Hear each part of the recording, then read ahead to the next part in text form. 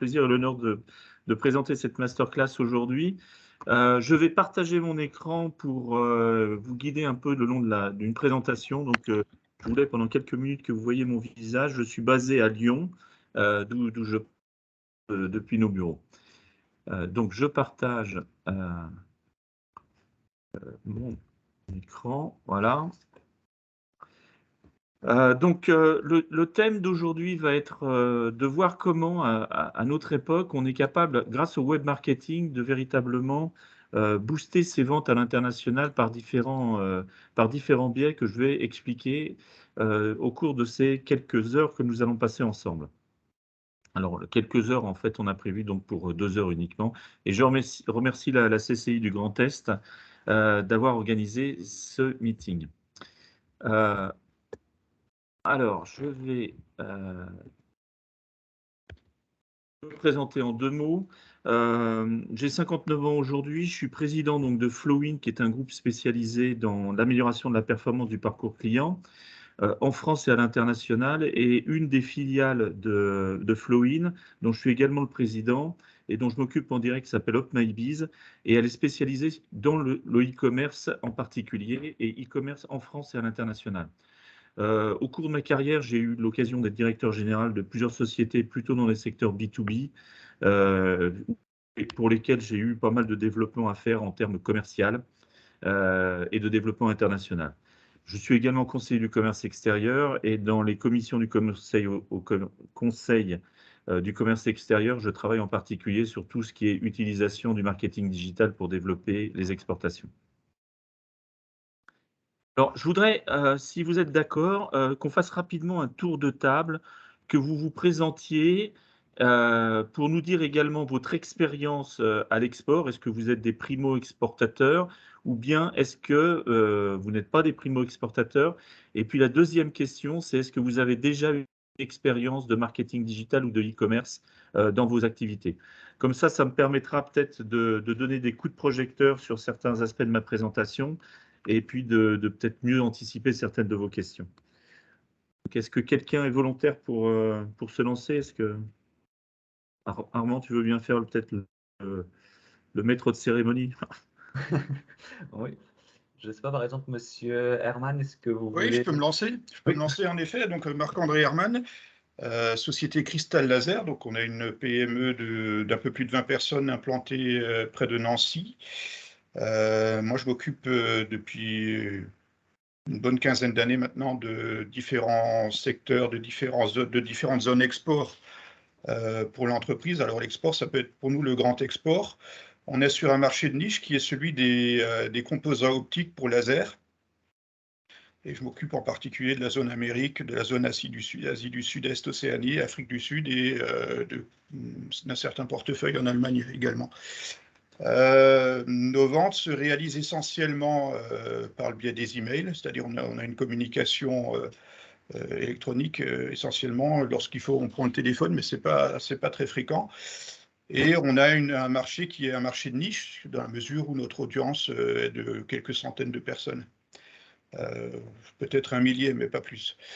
On a fait un petit peu de web marketing depuis quelques années, dans le sens où nous avons un compte LinkedIn d'entreprise que nous essayons de rendre vivant dans la mesure où le temps nous suffit à le faire, ce qui n'est pas forcément évident en ce moment. Donc on fait des posts à raison de peut-être un post tous les 2 à 3 mois, qui enregistre typiquement entre 1000 et 2000 vues, donc c'est pas très payé, c'est pas des chiffres très importants, et on n'a pas encore réussi à capter via ce biais-là, je pense, une audience qui de manière directe se traduirait dans des demandes sur nos produits, qui sont elles génératrices, après un certain parcours, génératrices de vente.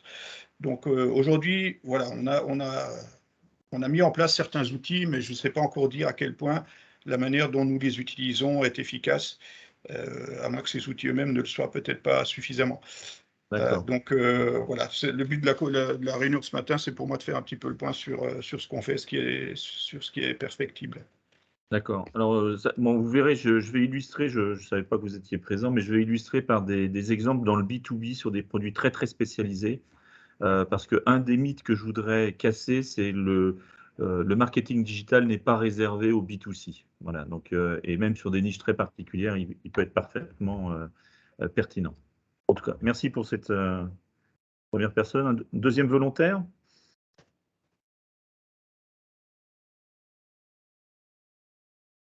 Monsieur Davelli, peut-être? Ouais. Oui, voilà, ouais, je suis sur moi. Ouais. Bonjour, donc moi c'est Anthony Davelli, de la société Tanals. Donc nous on fait des courroies et des bandes transporteuses.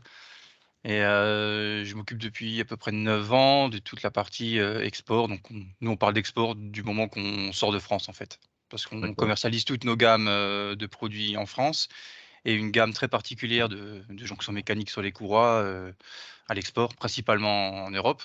C'est plus facile pour les papiers, donc dans Allemagne, Espagne, Italie, mais également États-Unis ou Australie. En fait, ça peut être variable.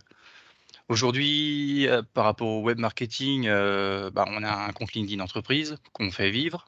On essaie de poster chacun des choses intéressantes, des articles, des photos, qu'on fait vivre. On fait aussi beaucoup d'emailing, mais pas d'emailing classique. On essaie d'envoyer des vidéos un peu décalées ou ce genre de choses pour essayer de capter un peu l'attention, quoi. Des fois ça marche, des fois ça marche pas, des fois on a des bons retours, des fois on n'en a pas.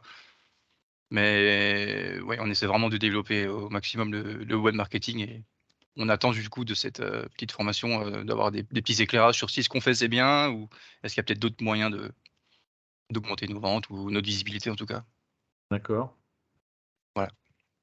Merci. Merci. De rien. Une autre personne, peut-être?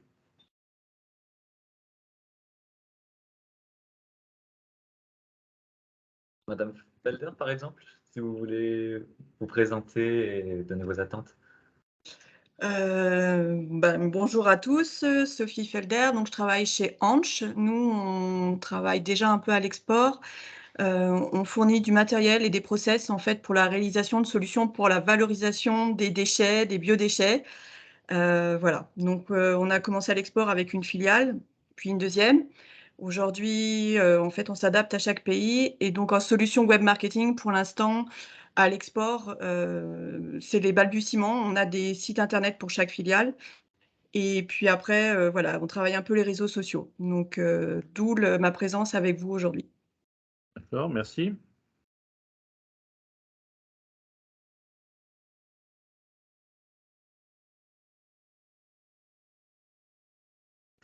Une autre personne? Monsieur Deveau, peut-être?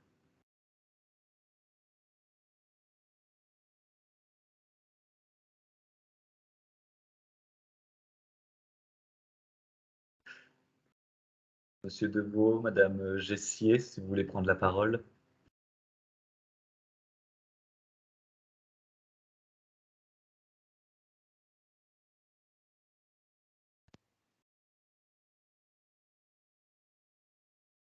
Oui, bonjour.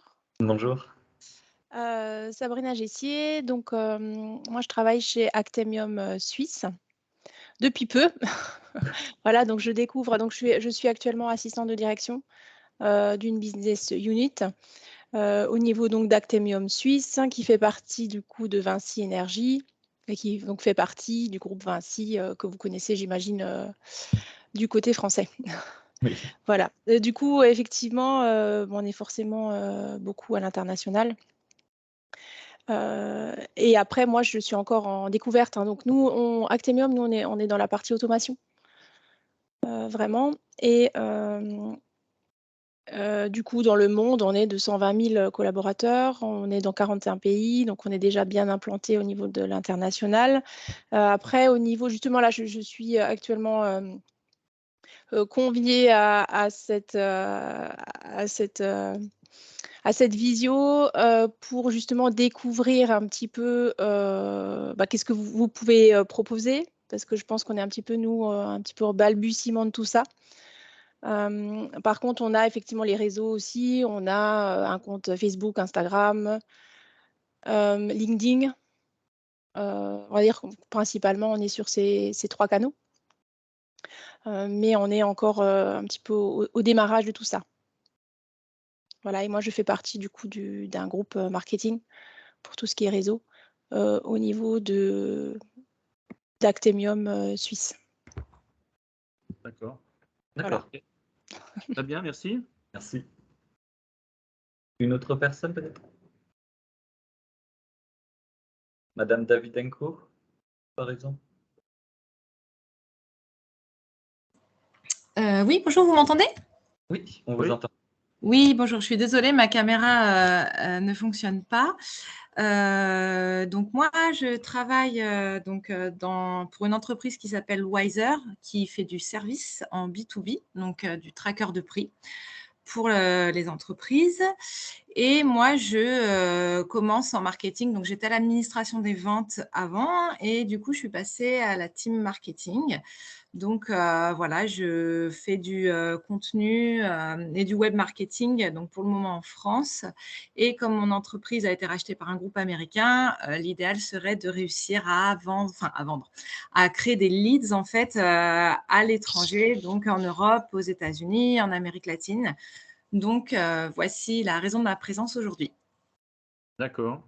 Alors, Merci. Je vous en prie. merci. Madame Vidal?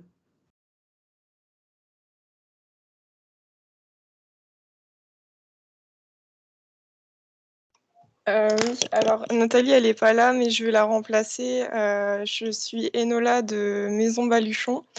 Donc nous, on est une toute petite marque française où on vend de la maroquinerie, de la mode et de la déco made in France. On vend beaucoup en France, mais aussi pas mal en Europe et en Amérique. On fait notre communication principalement sur notre site internet, notre site e-commerce qui est d'ailleurs en refonte. On communique aussi via les réseaux sociaux et on communique aussi avec des campagnes d'emailing, mais plus en France quoi, pour les emailing. Voilà. D'accord. Merci. Merci. Est-ce qu'on a fait le tour?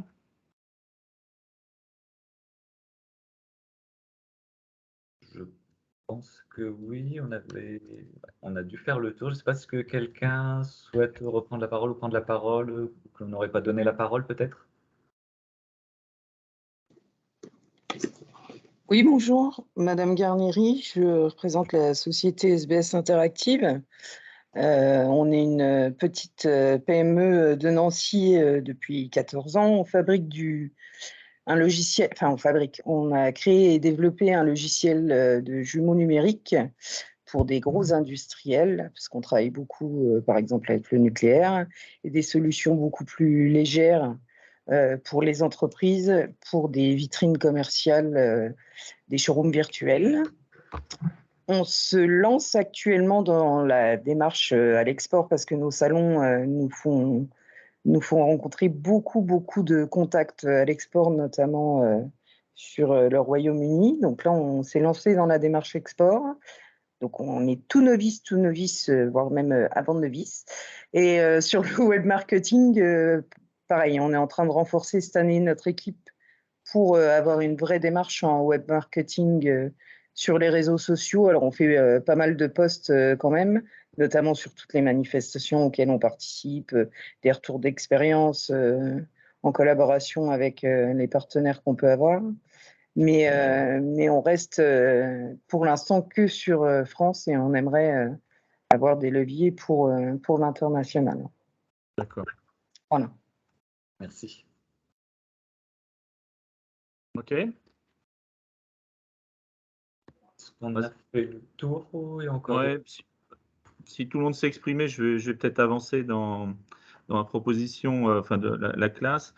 Alors, l'objectif aujourd'hui de ce que je voudrais couvrir avec vous pendant le temps qu'on va passer ensemble, sont les 5 points suivants. En fait, je voudrais d'abord vous expliquer, si vous n'en êtes pas déjà convaincu, pourquoi le web marketing et d'une manière générale aussi le commerce électronique sont vraiment devenus des outils indispensables aujourd'hui pour la réussite de l'exportation.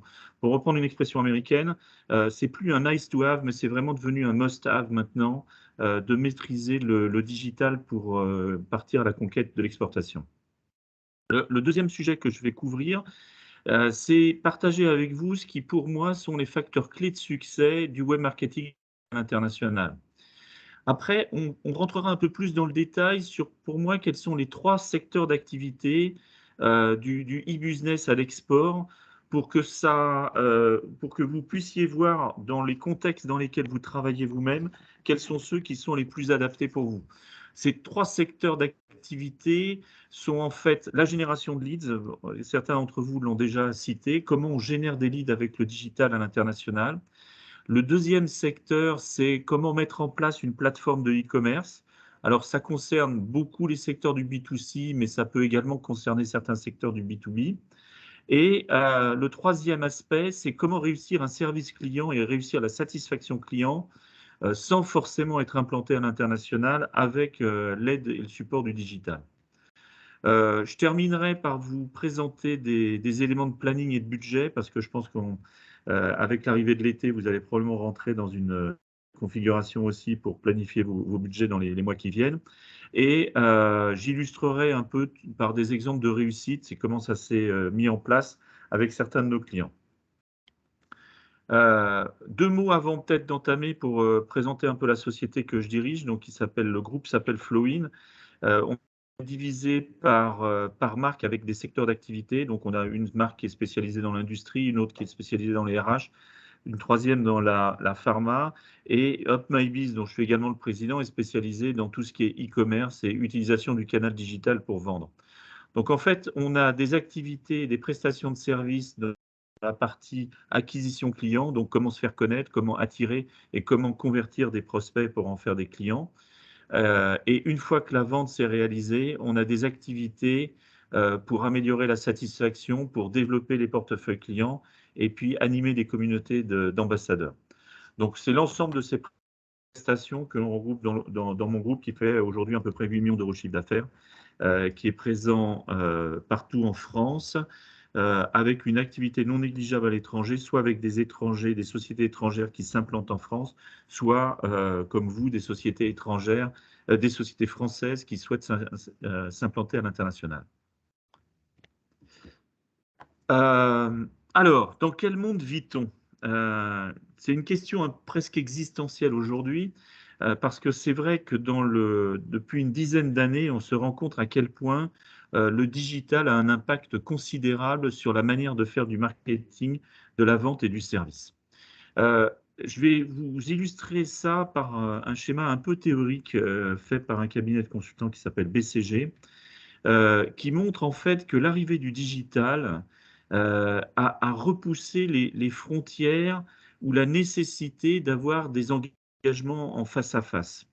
C'est-à-dire que dans les différentes phases de vente, et d'ailleurs, quelle que soit la taille la taille et le montant de la vente, on se rend compte que le digital, par le marketing et par la vente, permet de retarder le besoin du face-à-face. Alors, je crois qu'une personne avait cité l'exemple des salons. On le voit, les salons ne sont pas morts, mais on voit que clairement, il y a une évolution des salons. Et on voit surtout que la phase de développement de votre notoriété et de l'intérêt pour les solutions que vous proposez se fait maintenant de manière quasiment exclusive, de manière digitale. Et jusqu'à la vente, aujourd'hui, on considère que plus les produits, le poids moyen de vente d'un produit est faible, plus on considère en fait que le processus peut aller jusqu'à son terme de manière entièrement digitale.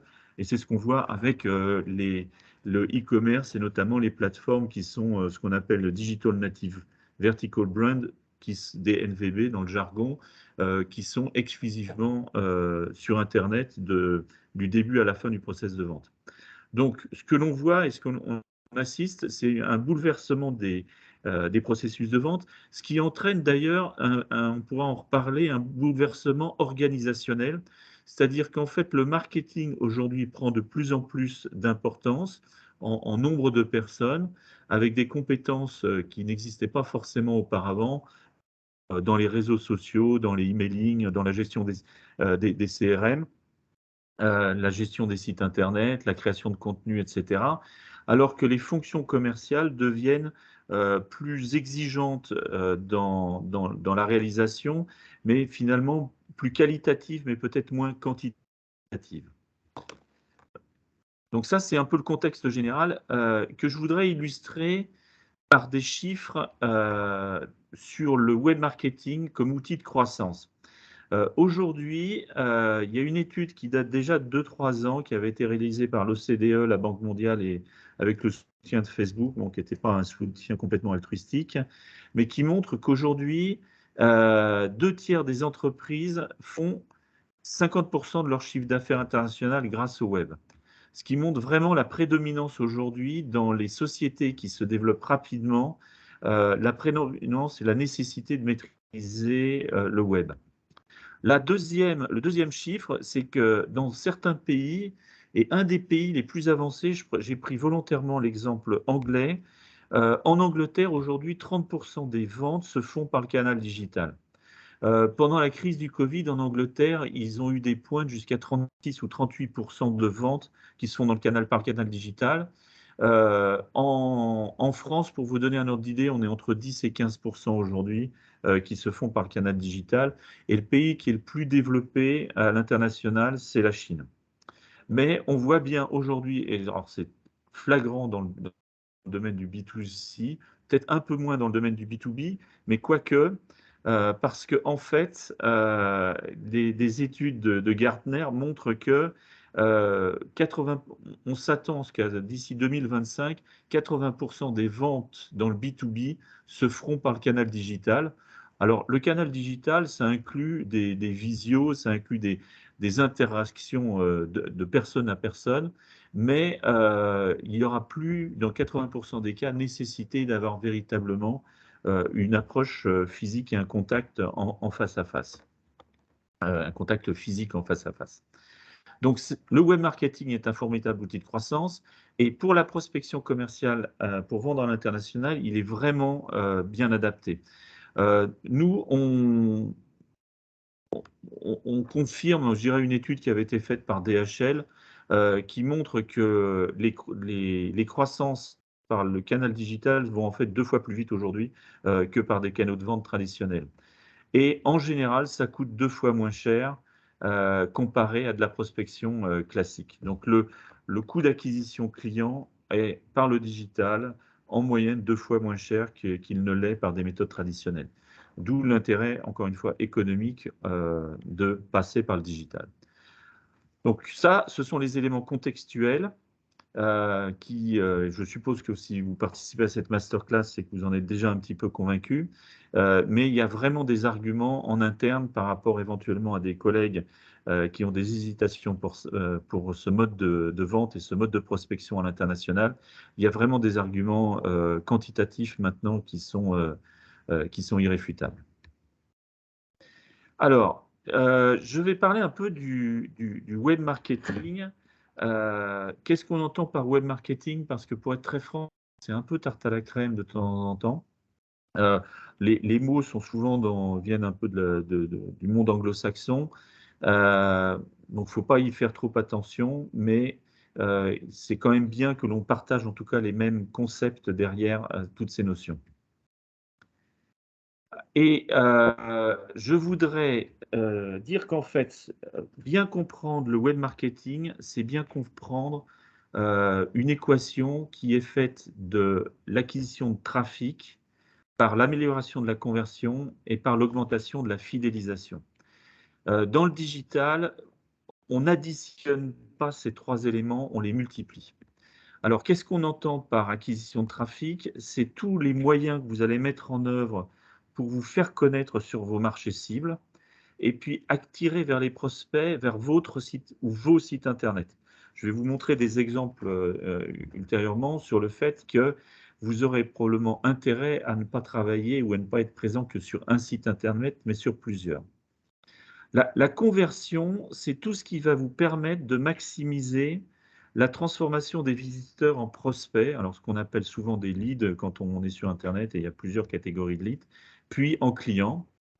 Et la fidélisation, c'est tout ce qui va vous permettre à la fois de garder au chaud vos leads quand ils sont dans la phase de conversion, mais surtout, une fois qu'ils sont clients, de les inciter à faire du réachat ou de faire de nouvelles ventes. Est-ce que ces trois notions sont claires dans votre esprit?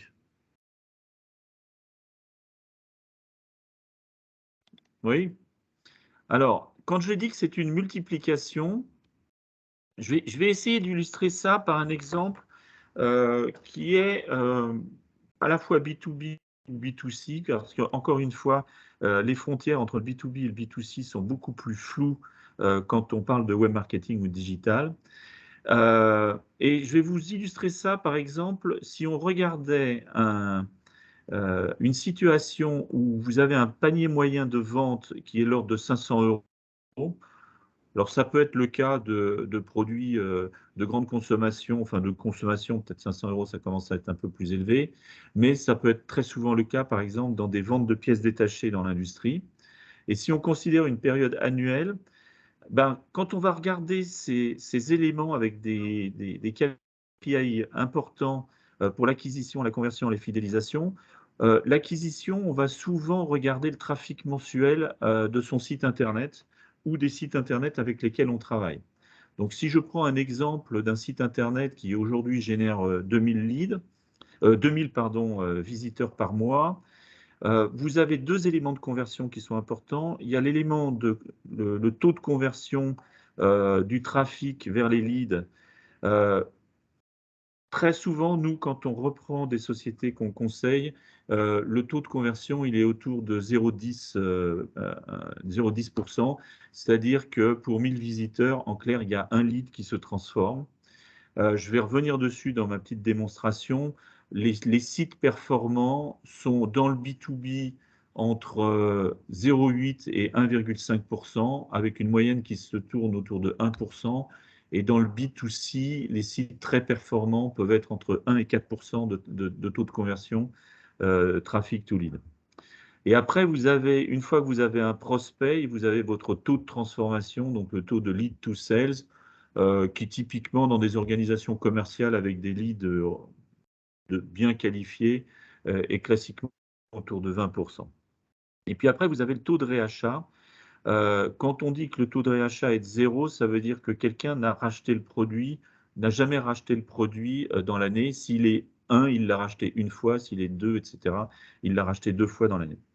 Vous voyez bien, avec ce petit exercice mathématique, que le chiffre d'affaires analysé que vous pouvez espérer avec une situation de départ d'un trafic mensuel de 2000, un taux de conversion sur votre site de 0,1% et pas de réachat dans l'année, finalement, le chiffre d'affaires que vous pouvez viser, il est relativement faible.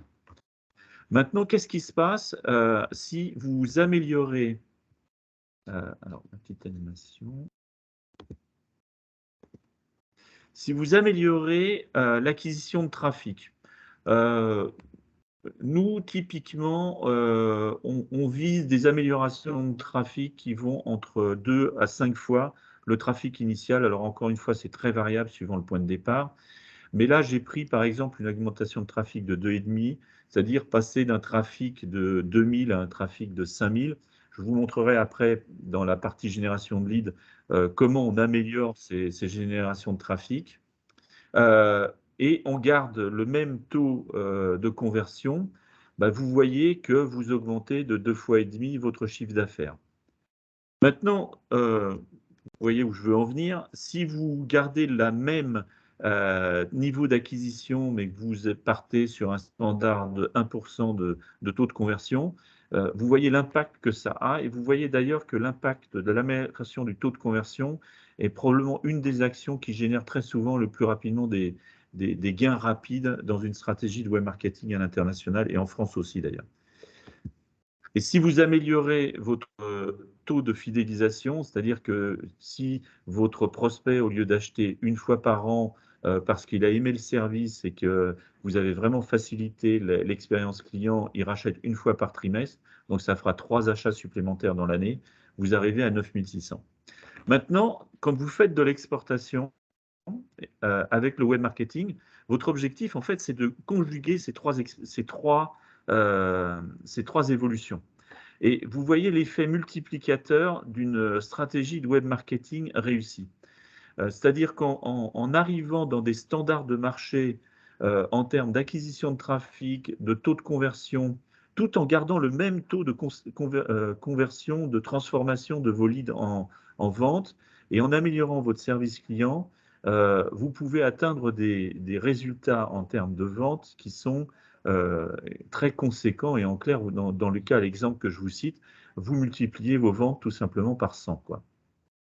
Donc, ça explique pourquoi le marketing digital et l'utilisation des plateformes de e-commerce a un tel engouement aujourd'hui pour développer de l'exportation. Mais le mot vraiment à retenir, c'est la maîtrise simultanée de ces 3 éléments, acquisition, conversion, fidélisation, pour votre développement sur vos ventes à l'étranger. Bon, encore une fois, n'hésitez pas à m'interrompre si vous avez des questions ou si vous voulez contextualiser avec vos propres expériences.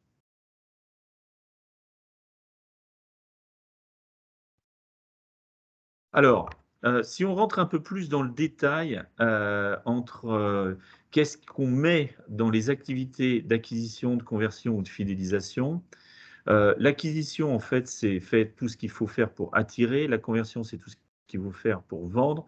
Et la fidélisation, c'est tout ce qui va vous permettre de développer le réachat.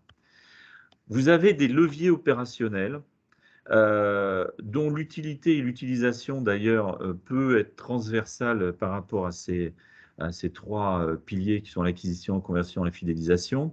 Vous avez tout ce qui est lié au référencement naturel, c'est-à-dire comment vous améliorez le positionnement de votre site Internet et de vos pages Internet sur un site. Vous avez l'acquisition payante, donc tout ce qui est Google AdWords. Vous avez tout ce qui est publicité payante sur les réseaux sociaux. Les réseaux sociaux, vous êtes plusieurs à l'avoir mentionné. Ils sont, en fait, c'est vraiment une activité qui est très transverse, qui a son utilité à la fois dans la phase d'acquisition pour augmenter votre notoriété, mais ça peut être des instruments également très utiles dans la phase de conversion. Notamment, enfin, beaucoup d'entre vous ont mentionné à juste titre LinkedIn, qui est vraiment le réseau social de référence dans le B2B. Et aujourd'hui, on peut également faire de la prospection et avoir une démarche proactive sur LinkedIn, soit en faisant de la publicité, soit en faisant de la prospection, en faisant des méthodes de scrapping légal, j'insiste, et de ciblage très, très pointu dans les personnalisations des cibles que vous visez. Un point important, très utilisé et de plus en plus, ce sont les marketplaces, la plus connue étant Amazon, bien sûr, mais dans chaque domaine d'activité, il y a aujourd'hui des marketplaces, suivant les pays et suivant les secteurs d'activité, qui se développent et qui permettent un développement conséquent de vos ventes et qui est très complémentaire des développements que vous ferez sur votre propre site Internet.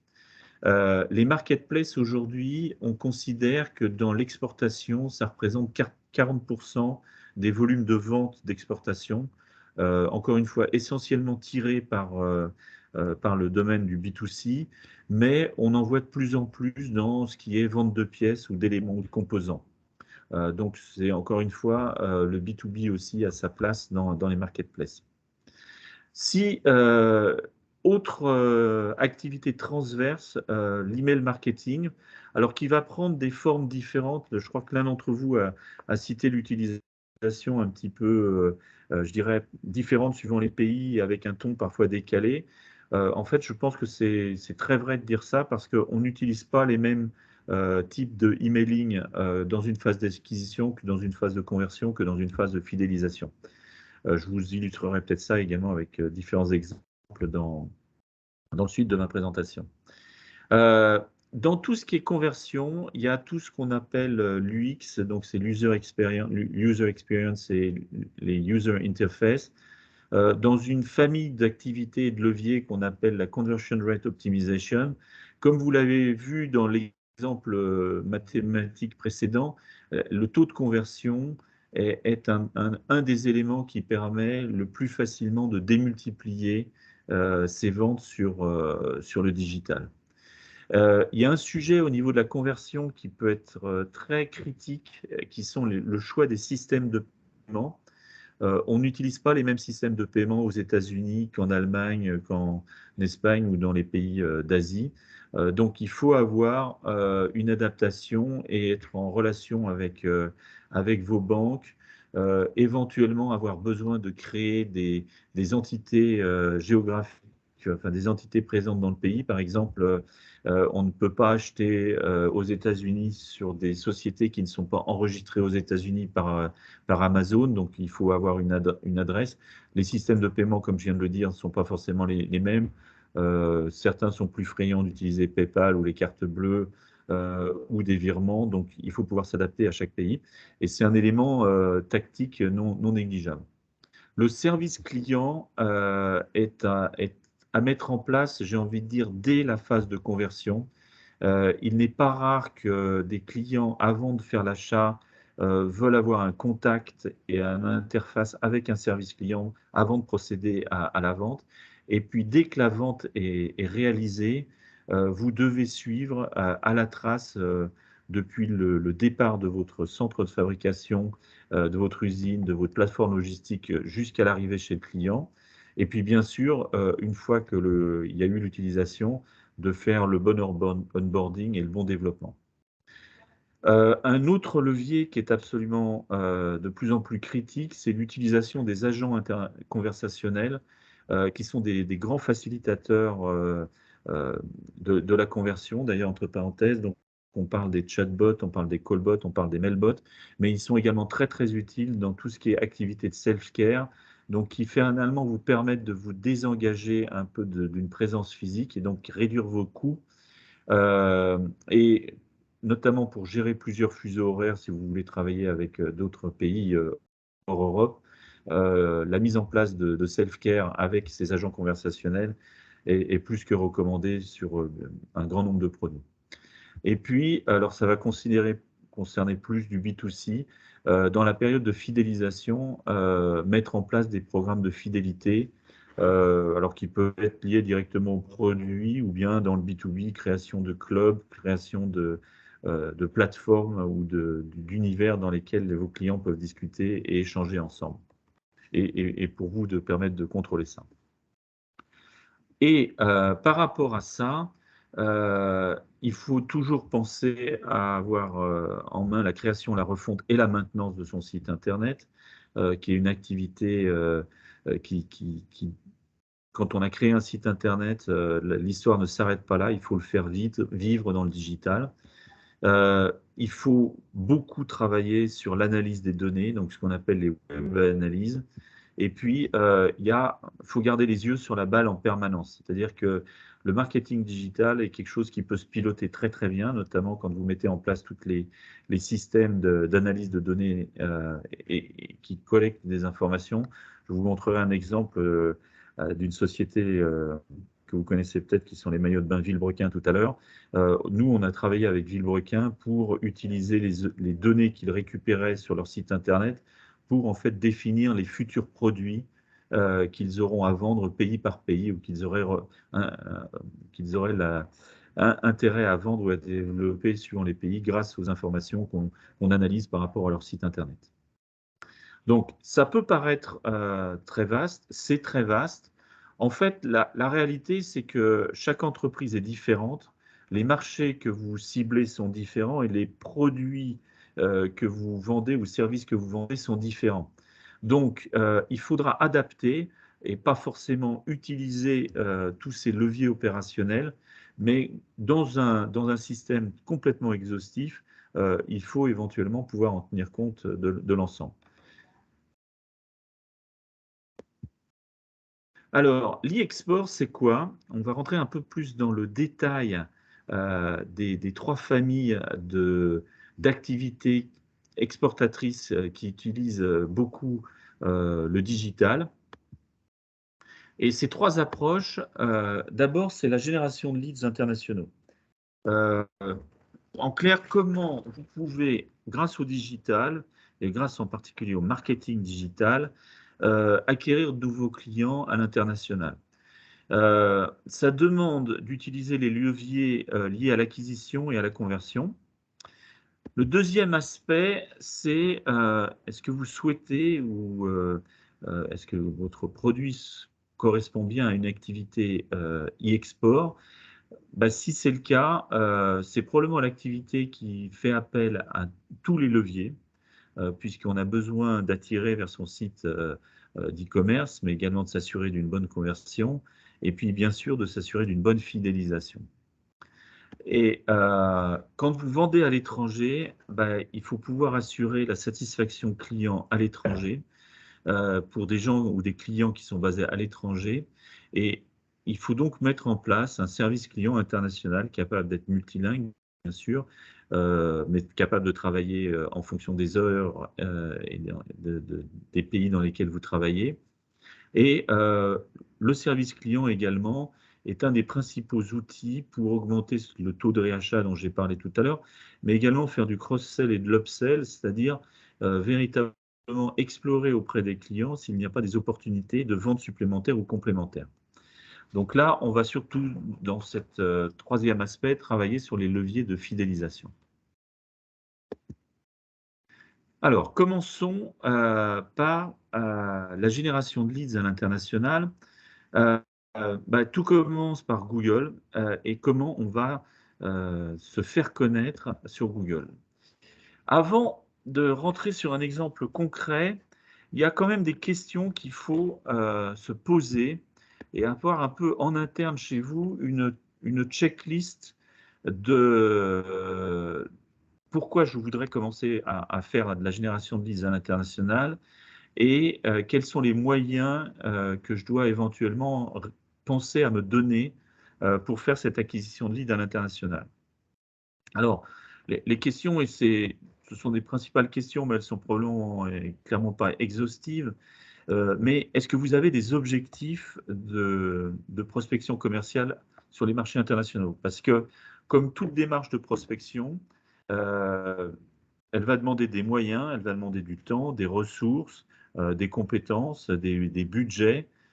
Et il faut, dès le départ, imaginer si c'est rentable ou pas, tout simplement. Et donc, se positionner sur les objectifs que vous souhaitez obtenir à l'international. J'ai beaucoup parlé, la clé de voûte d'une activité de marketing digital à l'international, c'est un site Internet. Donc, est-ce que vous avez déjà des sites Internet sur les marchés que vous ciblez? Et si oui, sont-ils déjà optimisés pour le référencement naturel? C'est-à-dire, avez-vous déjà commencé à optimiser pour avoir plus de trafic sur ces sites-là? Est-ce que vous connaissez vos principaux concurrents sur le domaine digital? Dans les audits que l'on fait, on est toujours très étonné de constater que beaucoup de nos clients qui viennent nous voir ont des idées très très précises sur les parts de marché physiques qu'elles ont, mais finalement ont peu de connaissances sur la part de marché digitale qu'elles ont. Or, c'est important parce qu'avec l'évolution du digital comme canal de vente de plus en plus important, en B2B, je vous dis, les projections vont jusqu'à 80% qui passeront par du digital d'ici à peine 3-4 ans. Dans le B2C, on va atteindre des 30, 40 ou 50% de ventes qui vont passer par le canal digital, ce qui veut dire que un concurrent qui a une part de marché prédominante dans le digital, par un phénomène de convergence, va très probablement devenir également leader dans le marché physique. Donc la connaissance de ses concurrents sur le digital n'est pas forcément la même que sa connaissance des concurrents sur le marché physique des ventes d'aujourd'hui. Après, et c'est toujours lié, ça va être un peu un leitmotiv dans ma présentation, Mais est-ce que vous avez mis en place des tableaux de bord? Est-ce que vous avez des tableaux de bord sur le nombre de visiteurs, le nombre de leads? Est-ce que vous avez un CRM d'ailleurs pour vous permettre de ça, le nombre de ventes, les taux de conversion? Je vous ai montré un peu les formules qu'il faut faire pour l'avoir, mais est-ce que vous êtes, vous, en capacité aujourd'hui d'avoir ce genre de tableau qui vont vous aider à prendre des décisions et probablement vous aider à prendre des décisions sur le premier point qui est celui de la prospection commerciale. Et après, est-ce que vous avez une connaissance du CPL, donc le coût par lead que vous avez aujourd'hui, et du coût d'acquisition client? Parce que à la fin de la journée, j'ai envie de dire, ce qui déterminera l'intérêt ou pas pour vous d'utiliser du marketing digital, c'est d'obtenir un coût d'acquisition client inférieur au coût d'acquisition client que vous utilisez par des méthodes différentes. Et dans le marketing digital, il y a des acquisitions clients qui peuvent se faire, comme je vous l'ai montré dans les leviers opérationnels, par du référencement naturel, par du référencement payant, par de la publicité sur les réseaux sociaux, par du emailing. Et il faut être en capacité de mesurer pour chacun de ces leviers le coût d'acquisition client pour vous permettre de prendre les bonnes décisions budgétaires. Comme je l'ai dit, comparé à des approches plus traditionnelles d'un commercial qui va travailler à l'export en incluant les coûts de voyage, l'animation de réseaux internationaux et d'agents et autres, on arrive très souvent à un coût inférieur de moitié en termes de CAC en utilisant les méthodes que l'on propose que simplement de faire de la prospection physique. Alors, quand je dis ça, il ne faut surtout pas interpréter ça comme bannir la prospection physique ou bannir les salons parce que, en fait, ils sont très, très souvent complémentaires, l'un renforçant l'autre. C'est-à-dire que si vous êtes très visible sur les réseaux sociaux, sur les sites internet, et que vous rencontrez au cours d'un salon ou dans des événements des clients, vous augmentez fortement vos taux de transformation. Donc, il y a un vrai bénéfice à conjuguer les deux. On parle d'ailleurs très souvent aujourd'hui de prospection hybride qui conjugue le digital avec la prospection traditionnelle. Et puis, dernière question à se poser, c'est est-ce que vous avez en interne l'organisation, les ressources et puis la capacité de transformer des leads internationaux en vente? Gérer un lead dans le digital, il ne faut pas perdre de temps. Il faut en général réagir dans la journée ou dans un maximum de 48 heures pour traiter un lead international. Nous, je vous donne un exemple. On a travaillé pour un grand groupe qui nous donnait ses leads internationaux à la fin de chaque mois sous forme d'un tableau Excel et il fallait rappeler les leads pour les qualifier et voir s'il y avait des potentiels de vente. Le taux de transformation était ridiculement faible. On était à moins de 2% de taux de transformation quand on rappelait avec un tableau Excel qui nous était fourni à la fin du mois. On est passé à des taux de transformation entre 20 et 25% quand on nous transférait les leads au fil de l'eau pour pouvoir les rappeler au fil de l'eau. Donc, avoir les ressources en interne pour pouvoir transformer ces leads en vente est un sujet qu'il faut aborder dès le départ pour être sûr que tout l'investissement que vous faites en amont ne soit pas fait pour peine perdue.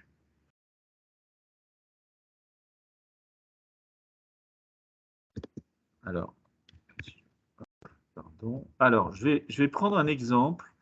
Alors, volontairement, je l'ai pris très technique. C'est un de nos clients qui fait des boîtes à gants dans le domaine industriel. Donc, des pièces qui se vendent quelques milliers d'euros à l'unité. Quand on a travaillé avec ce client, c'est une société de la région lyonnaise qui avait été dans une période de très grande difficulté financière et son dirigeant a dès le départ fait le pari de l'utilisation du marketing digital pour développer ses ventes.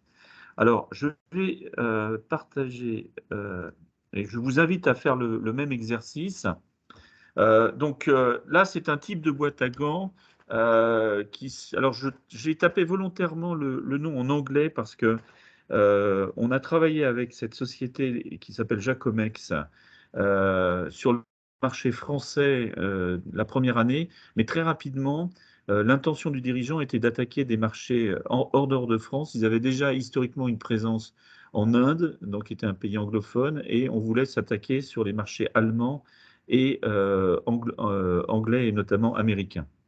Et donc, les Glovebox Fume Hood, ce sont des boîtes à gants qui travaillent en milieu avec des fumées, comme son nom l'indique.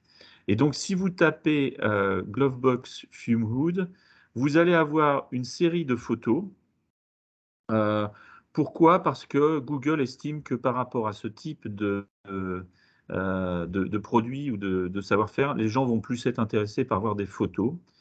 Et sur le site même, sur les référencements, vous allez voir des sites intéressants. Vous allez voir le site de Jacomex, dont le plus grand concurrent aux États-Unis est une boîte purement américaine et Labs USA. Mais vous voyez que Jacomex, sur les 5 premières ou les 4 premières, alors pour vous donner un ordre d'idée, quand vous êtes dans les 4 premiers, vous récupérez 60 à 70% des visiteurs. Donc c'est vraiment le positionnement qu'il faut viser. Et quand vous êtes en première position, vous récupérez à vous tout seul 30% des visiteurs. Alors ce qui est intéressant avec ça, c'est qu'on a réussi à placer le site américain de Jacomex très bien dès le départ dans les requêtes.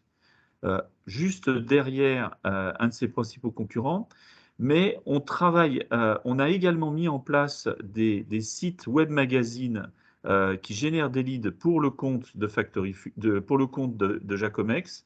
Et quand vous cliquez sur ce web magazine, en fait, vous tombez sur une page qui présente les produits de Jacomex avec des call to action qui vont renvoyer vers Jacomex. Donc, vous avez sur ce site-là, sur ce mot-clé-là, en fait, une présence de Jacomex qui est à la fois en première position, en troisième et en quatrième position. C'est en appliquant ce genre de tactique depuis plus de 3 ans maintenant que Jacomex est complètement sorti d'affaires en fait aux États-Unis, en France, a une croissance internationale qui est remarquable et qui est tellement remarquable qu'en fait, ils ont pu racheter le deuxième concurrent américain. Et donc aujourd'hui, ils sont présents physiquement avec des usines aux États-Unis qu'ils ont pu conquérir en conquérant les parts de marché digital dont je parlais tout à l'heure. C'est-à-dire que son concurrent a préféré céder son entreprise plutôt que de continuer à se battre, parce qu'il y avait également, je crois, une histoire un peu patrimoniale derrière de la part du cédant américain. Mais vous voyez là que en travaillant sur le site Internet et en travaillant sur votre site Internet, mais également en travaillant en complément avec d'autres sites Internet, on arrive comme ça à prendre le leadership en part de marché digital, leadership en part de marché digital qui se transforme en leadership de part de marché terrain quelques mois ou quelques années plus tard. Et juste un point aussi par rapport à ces générations de leads, ce que vous pouvez voir aussi, et je vais réinsister dessus, c'est vraiment travailler sur l'amélioration de la conversion. Donc, ce que vous voyez sur l'écran là, c'est que vous avez de nombreux points de contact, on appelle ça des call to action, qui vous permettent de faciliter l'interfaçage avec vos prospects et d'augmenter d'un taux de conversion qui était inférieur à 0,1% quand on a commencé à travailler à Jacomex, à un taux de conversion qui dépasse le % aujourd'hui pour cette société.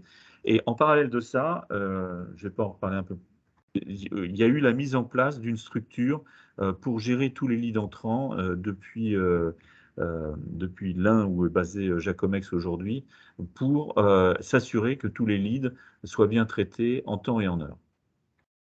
Donc là, c'est une illustration de comment utiliser un outil comme Internet, les sites Internet en particulier, pour développer vos ventes à l'international et notamment par la génération de leads.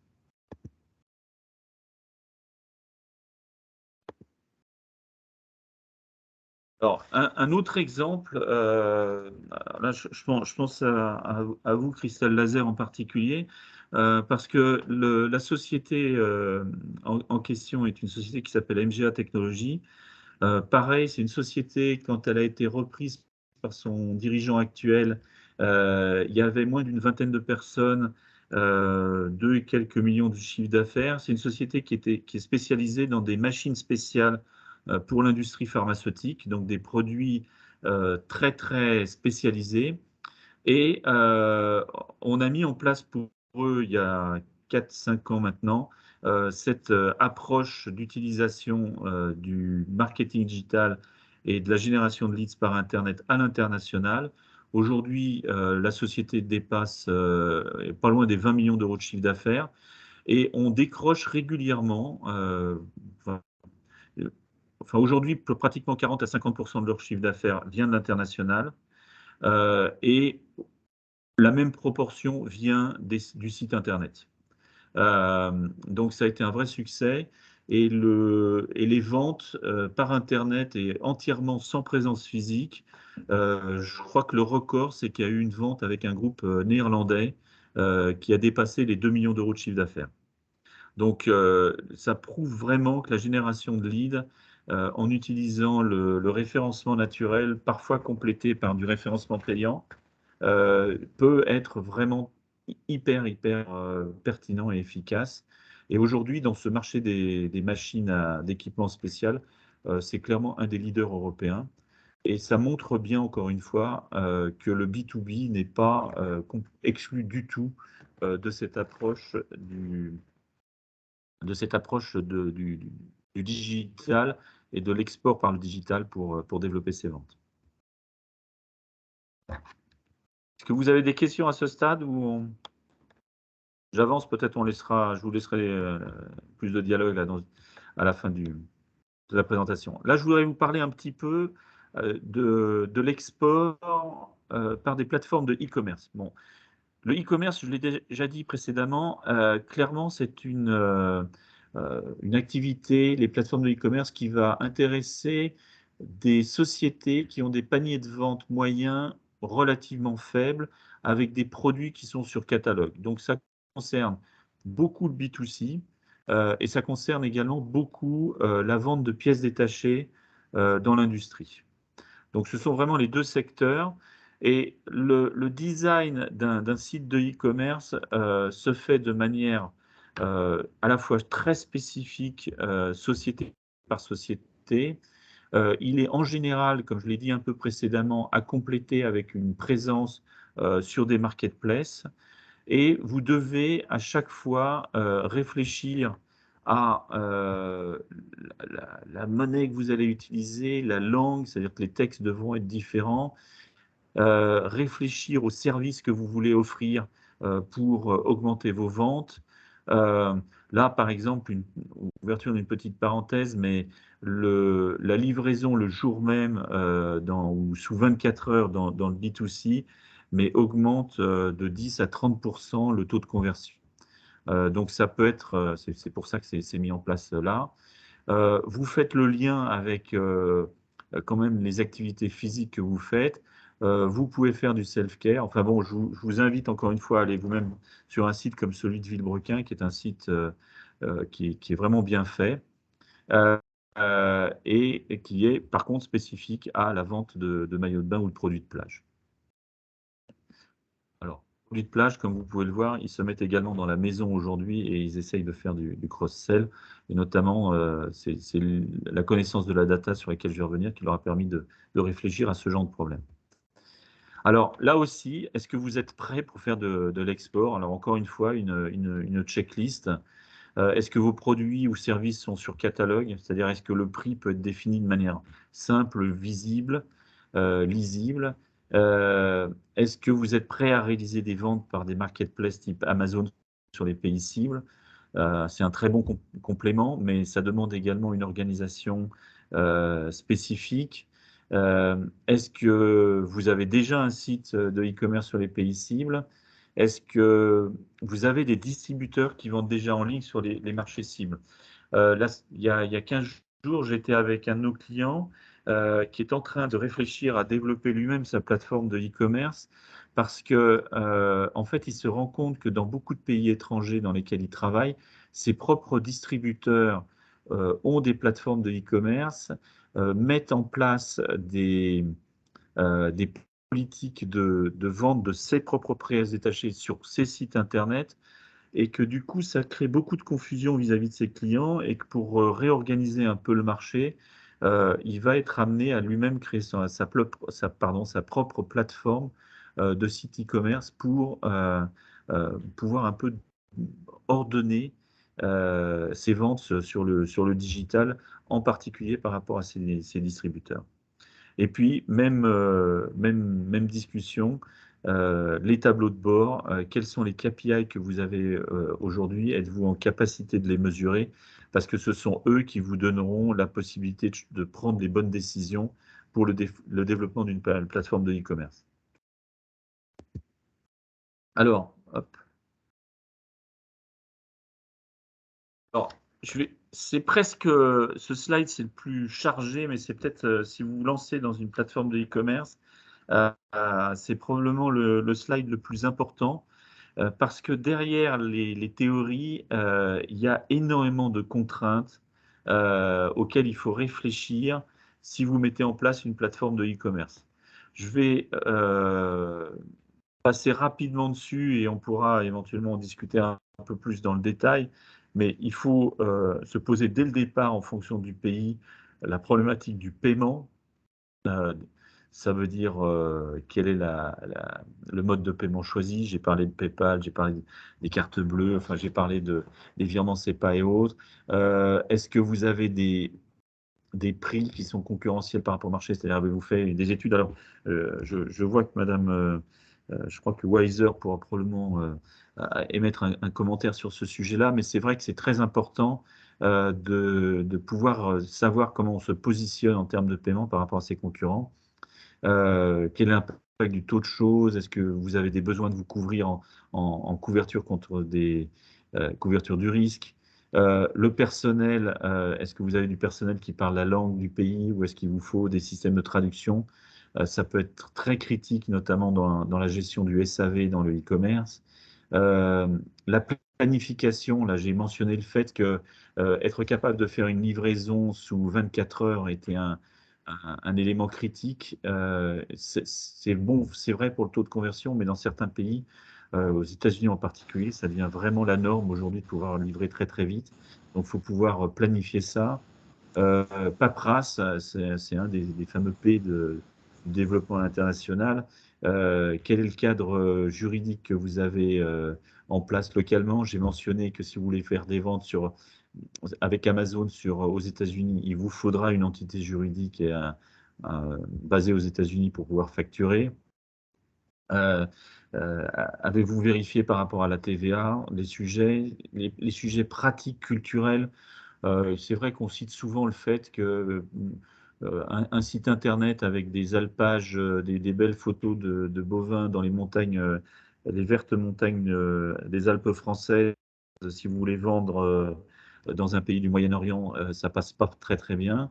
Il y a comme ça des trucs ou des astuces à quand même prendre en compte en termes de culture pour ne pas se tromper, et ce qui fait que vos sites vont être potentiellement différents d'un pays à l'autre, entre parenthèses.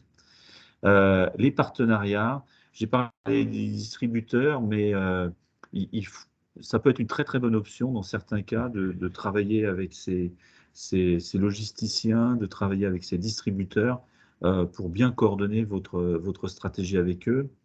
Quelles sont les politiques que vous avez mis en place, notamment les politiques de retour produit, de remboursement? Est-ce que vos conditions générales d'utilisation et de CGV sont adaptées à chaque pays?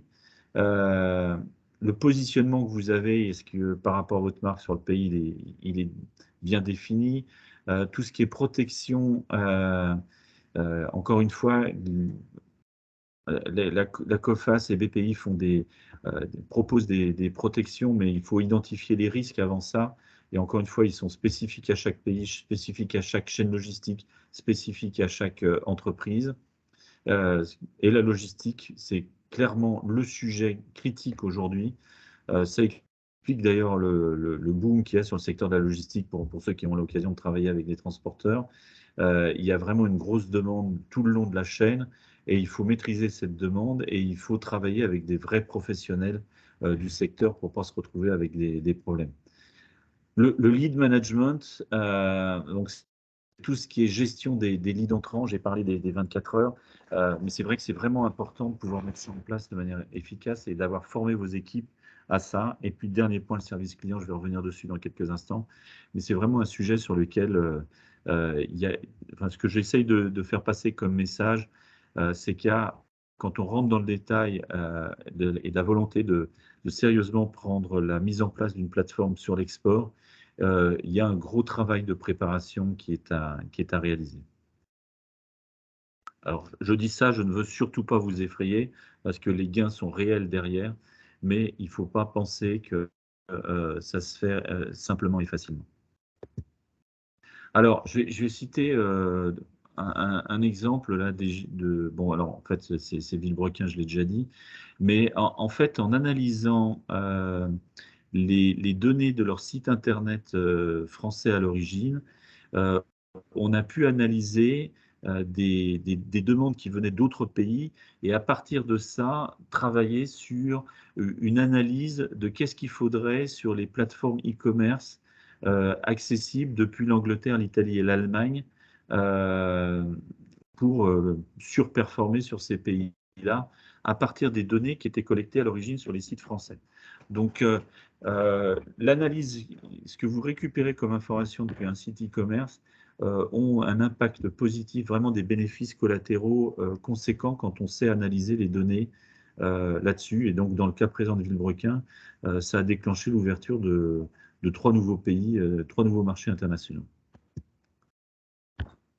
Alors, je vais passer à la partie du service client.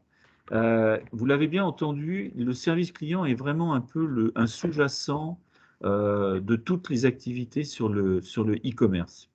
Parce que e-commerce à l'international en particulier, le web marketing à l'international.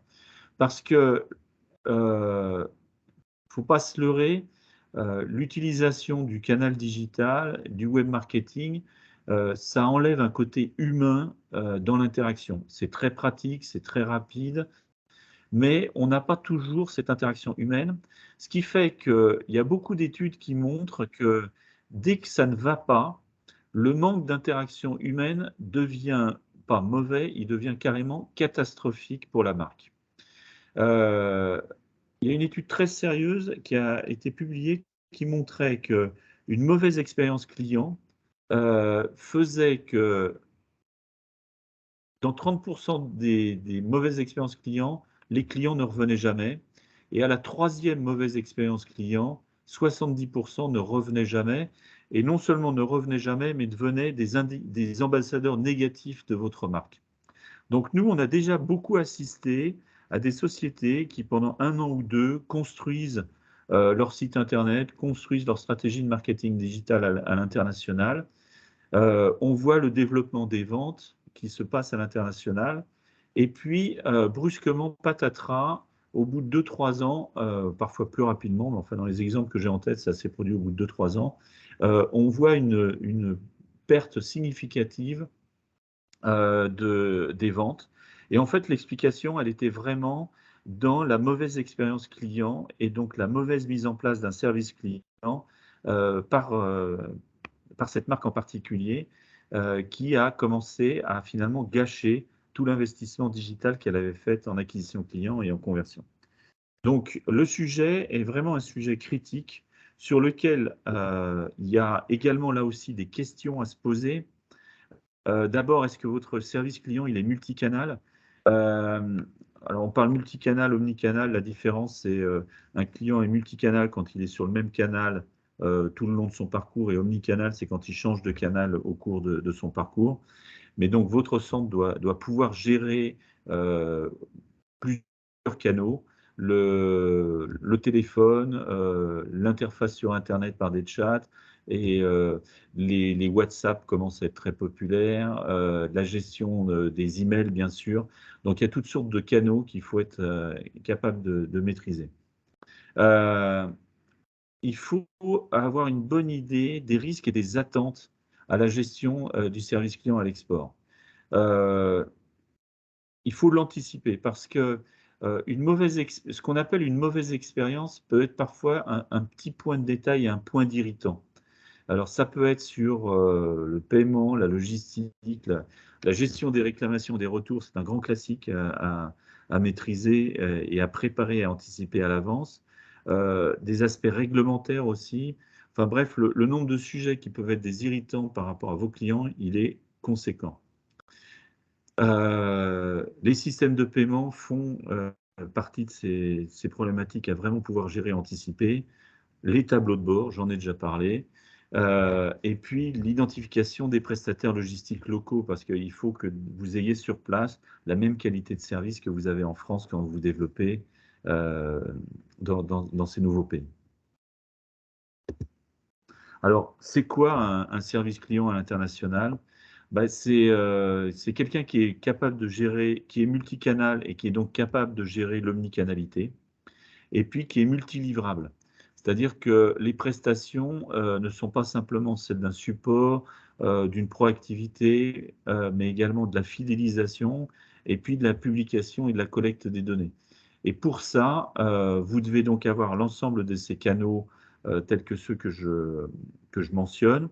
On a de plus en plus, c'est un peu, j'aime bien citer l'anecdotique, mais avec le développement de l'Internet des objets dans le B2B, on a maintenant les objets qui en fait appellent nos services clients.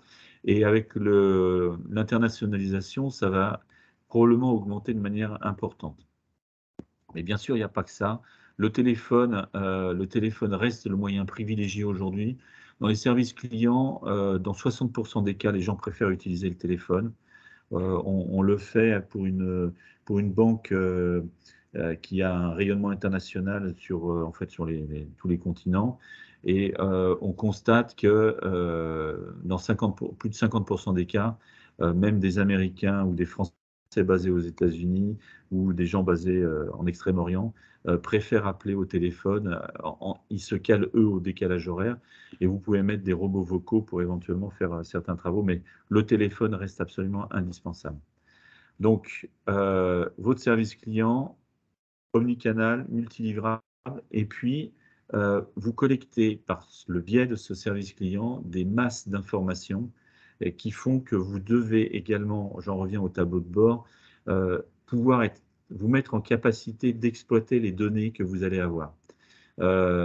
Et donc ça, c'est important également de l'anticiper dès le départ et de travailler avec des professionnels du secteur qui vous aideront à mettre ça en place. Alors, je rentre, c'est vraiment un flash sur le genre de travail que l'on fait. Là, c'est une société qui vendait des produits dans l'agroalimentaire. Et donc, on a mis en place tous les workflows. Alors là, ça rajoute simplifier parce que la réalisation est en effet plus compliquée, mais tous les workflows qui sont mis en place dans un service client d'une société qui vend des produits, là en l'occurrence dans l'agroalimentaire, mais ça s'appliquerait partout, pour vérifier quels sont les canaux qu'il faut utiliser, quelles sont les actions qu'il faut faire, quels sont les acteurs qui sont engagés dans les différentes étapes de cette vente et même dans l'anticipation avant-vente pour pouvoir, par exemple, gérer les stocks. Le service client doit être impliqué dans cet ensemble-là. OK, je continue d'avancer. Et dans cette marque-là, en l'occurrence, le produit alimentaire, c'était du café, on a mis en place toute la structure et toute l'organisation pour assurer vraiment ce qu'on appelle un service en gants blancs, c'est-à-dire pouvoir être responsive, quelles que soient les circonstances et quelles que soient les situations. Et ce que vous voyez, c'est qu'il y a beaucoup d'utilisation de technologies aujourd'hui pour être capable de fournir ces informations en temps réel, les collecter et les utiliser de manière rapide. Là aussi, typiquement, alors c'est une autre société où on a mis en place des systèmes de services de consommateurs parce que alors c'est une autre marque, mais quand vous vendez des produits à l'étranger, des produits agroalimentaires, vous êtes parfois contraint par la législation de pouvoir répondre rapidement à des enquêtes ou des questions des consommateurs. Et donc ça, il faut le faire quand vos produits se vendent à l'étranger, il faut le faire dès le départ.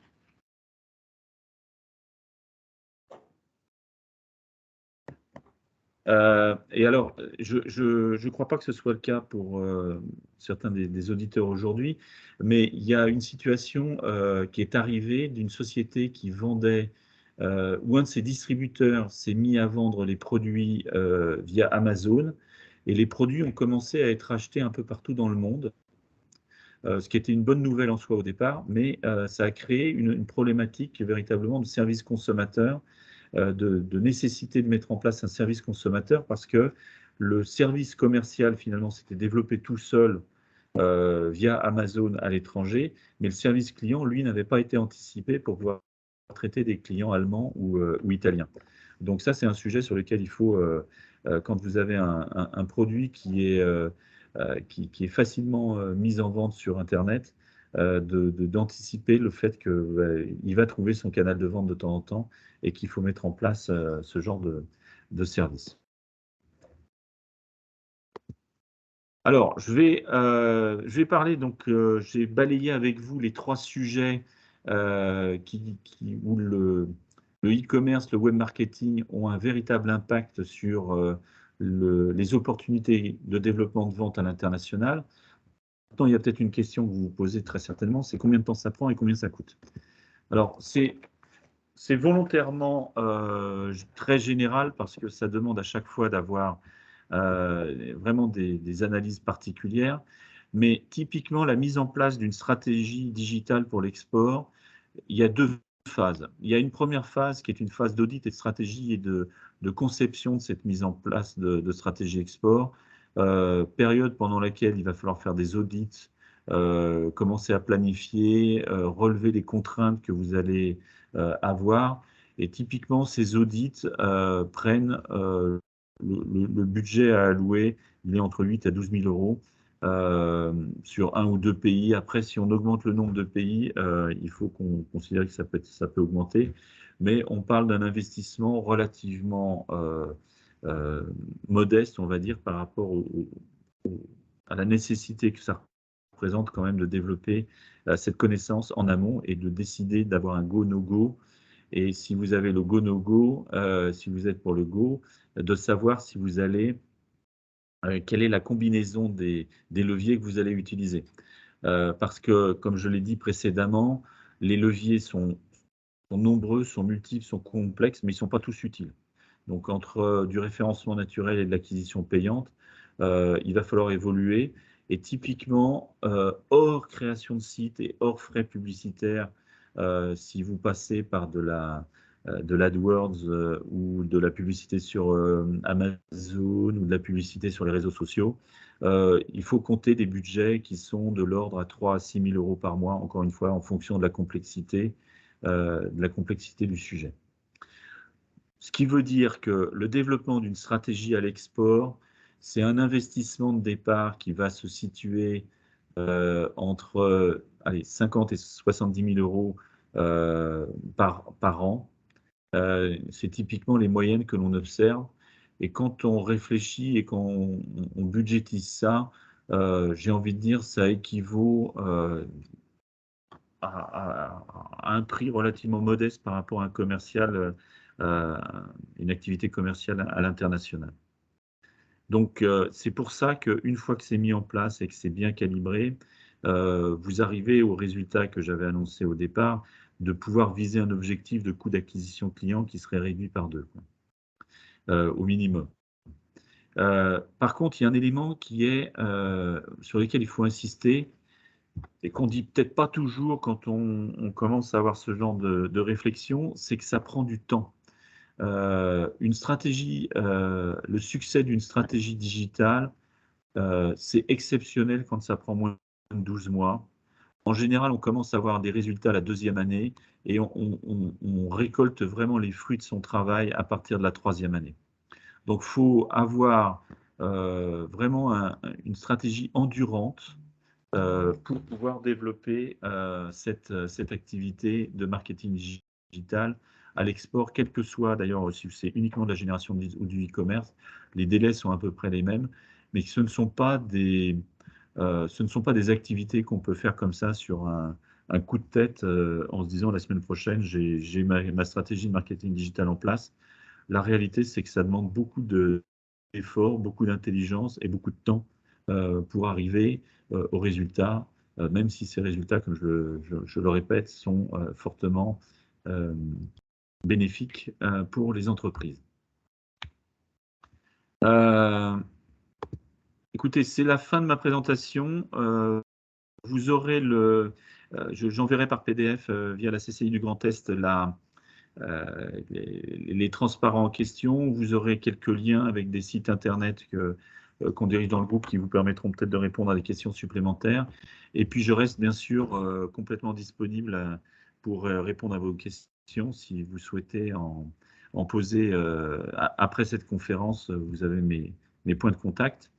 Mais je ne sais pas, Armand, c'est peut-être le moment maintenant de passer à la phase de questions-réponses. Oui, donc merci beaucoup, M. Montes, pour cette présentation très complète. Donc, si vous avez des questions que vous voulez poser directement à M. Montes, il est à votre disposition, que ce soit par rapport à votre situation, des questions également par rapport à l'entreprise ou plus globales. N'hésitez pas, en prenant soit directement la parole ou si vous avez des problèmes de micro, vous pouvez également les indiquer en commentaire, il n'y a pas de souci.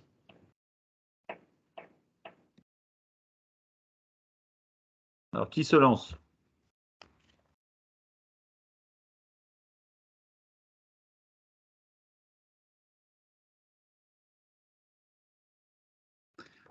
Je vais peut-être lancer un peu le débat. Dans le tour de table que vous avez initié, vous avez tous mentionné, enfin beaucoup d'entre vous ont mentionné une présence sur LinkedIn. Et finalement, peu ont mentionné une présence sur les sites Internet et le référencement naturel en particulier. Est-ce que ce que je vous ai présenté vous a fait changer d'avis ou fait évoluer? Oui, nous avons une Céline, tu peux prendre la parole si tu veux. Oui. Bonjour à tous. Donc Céline, moi je suis conseillère internationale au sein de CCI International. J'avais juste peut-être une remarque ou une demande de précision, c'est qu'on a beaucoup parlé de référencement naturel sur Google par exemple, mais tous les pays n'utilisent pas forcément Google comme moteur de recherche. Donc je ne sais pas si vous pouvez aussi peut-être commenter ça. Je sais qu'en Chine par exemple. Alors il y a deux grandes exceptions dans le monde. Il y en a une qui est la Russie, mais je pense que c'est un peu compromis pendant quelques mois, on va dire.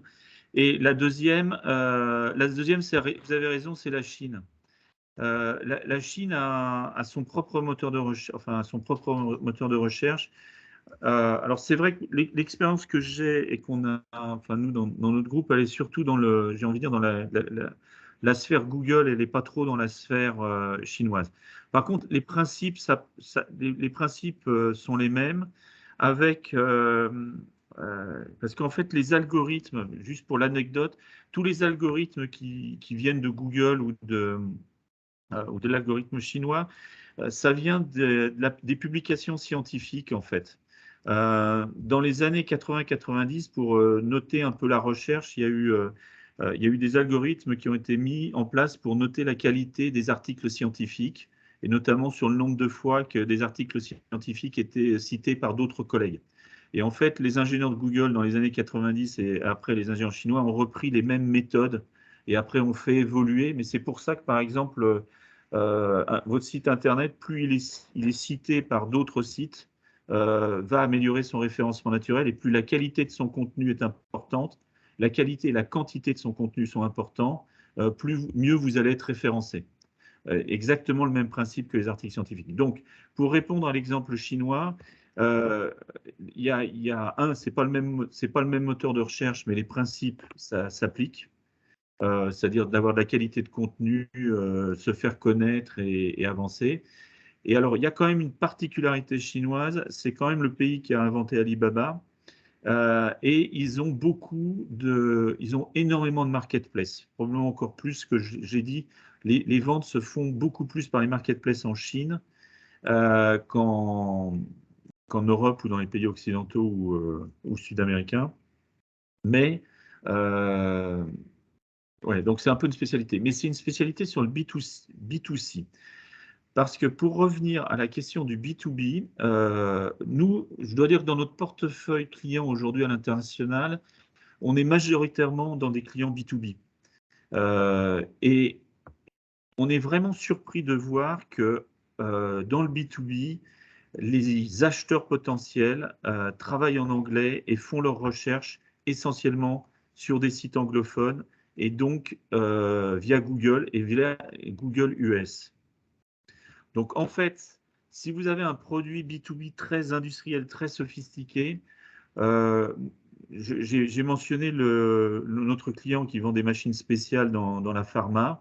En fait, l'essentiel de ces sites viennent de son site américain parce que les requêtes sont faites en anglais depuis des sociétés basées en Chine, au Vietnam ou en Inde, et bien sûr aux États-Unis, et même de France, parce que l'anecdote fait que un des clients qu'il a décroché, c'était un chef de projet basé à Lyon, à 3 km de son usine, et qui est quand même passé par le site américain pour essayer de trouver un fournisseur. Et donc, il a trouvé son fournisseur français, mais par le site américain.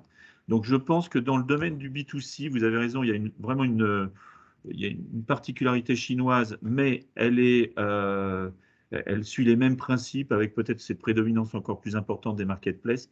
Dans le B2B, je pense sans me tromper de pouvoir dire que c'est encore Google et notamment les sites américains de Google qui sont prédominants.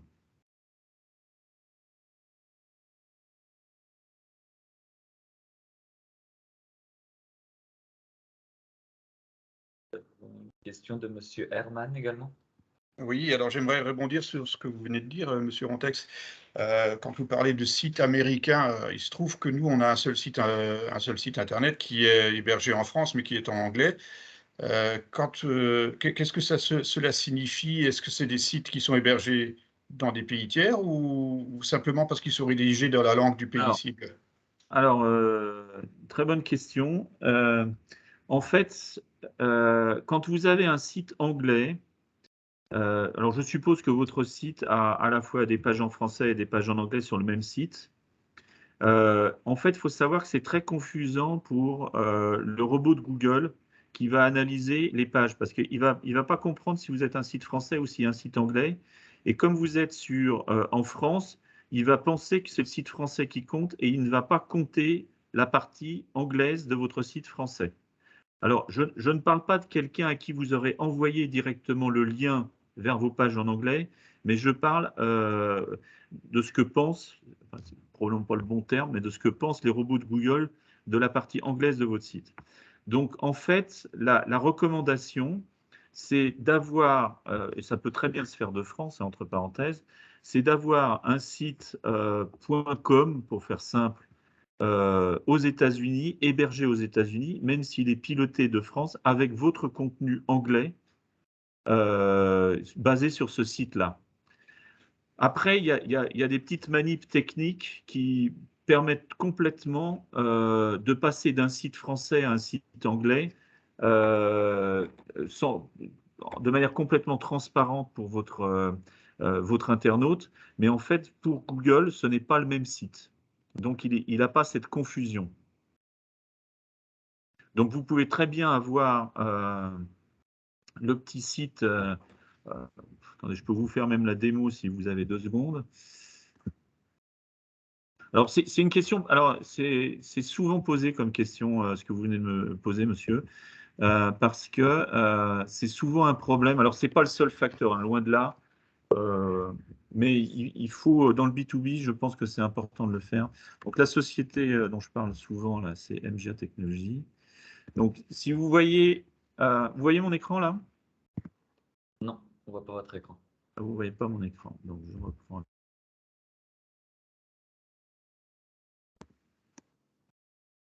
Et là? Oui, là, c'est bon. Donc, la société s'appelle MGA Technologies et vous voyez, elle s'appelle mgatechnology.fr, le site internet, là-haut. Et ce que vous voyez, vous avez un petit drapeau américain comme sûrement vous avez sur votre propre site avec un petit drapeau. La différence, c'est que quand vous cliquez sur le petit drapeau du site américain, si ça veut bien marcher, merci, génial. Ah, si, pardon. J'ai fait trop vite.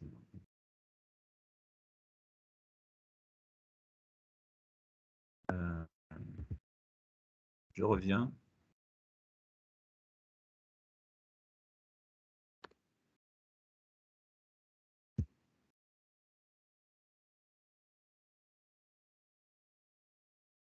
Voilà, pardon.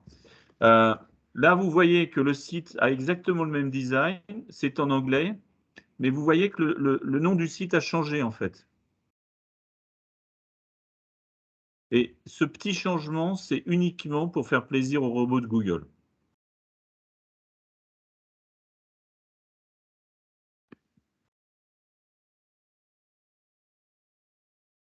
Donc la recommandation, ce serait en effet de prendre un abonnement sur un site hébergé, sûr hébergé aux États-Unis, d'avoir un nom. Alors, .com, c'est souvent associé à des sites américains, donc c'est en général préférable de le prendre en .com. Quitte à changer légèrement le nom, c'est pas grave, et de dupliquer votre site version anglaise sur un site américain, en fait.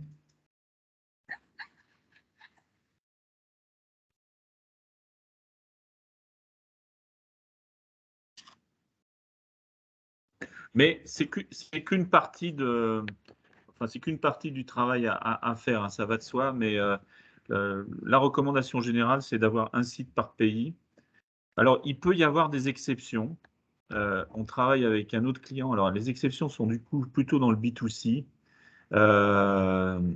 où il y a une marque très connue de Nike, de sneakers, où en fait, si vous voyez, leurs sites sont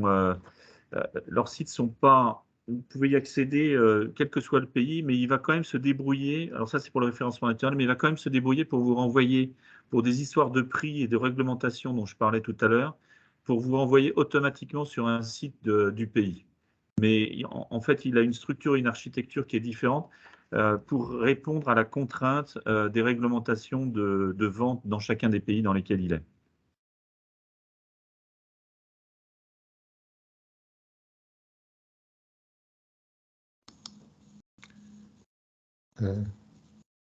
Est-ce que je peux poser une question? Oui, bien sûr. Oui. Donc, juste pour rebondir sur ce que vous avez dit, bon, là, on parle d'un site qui est en français et en anglais, mais plus qu'on crée des options de langue, ça va donc, si on reste confiné au site hébergé en France, si je comprends bien, ça va détériorer le référencement naturel.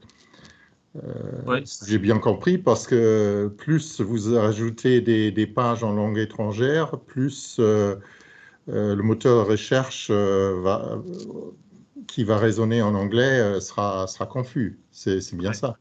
Alors, en fait, il va, alors pour être plus précis, alors encore une fois, c'est pas le point le plus important, mais c'est un point quand même important. En fait, le moteur de recherche, pour faire simple, le moteur de recherche va regarder dans quel pays est basé le site, dans quel pays se trouve le serveur qui héberge le site, et il va regarder les langues qu'utilise le site. Et s'il y a la confusion totale pour le robot, ce serait un site français hébergé dans je vais dire n'importe où, à l'île Maurice, et qui parle en anglais. Alors, le site peut être tout à fait lisible, vous pouvez l'envoyer très très beau, esthétique, etc. Mais pour le robot de Google, il ne va pas savoir à quel sein se vouer en regardant ça. Donc l'idéal, c'est vraiment d'avoir un site basé en France, un serveur basé en France et du texte français.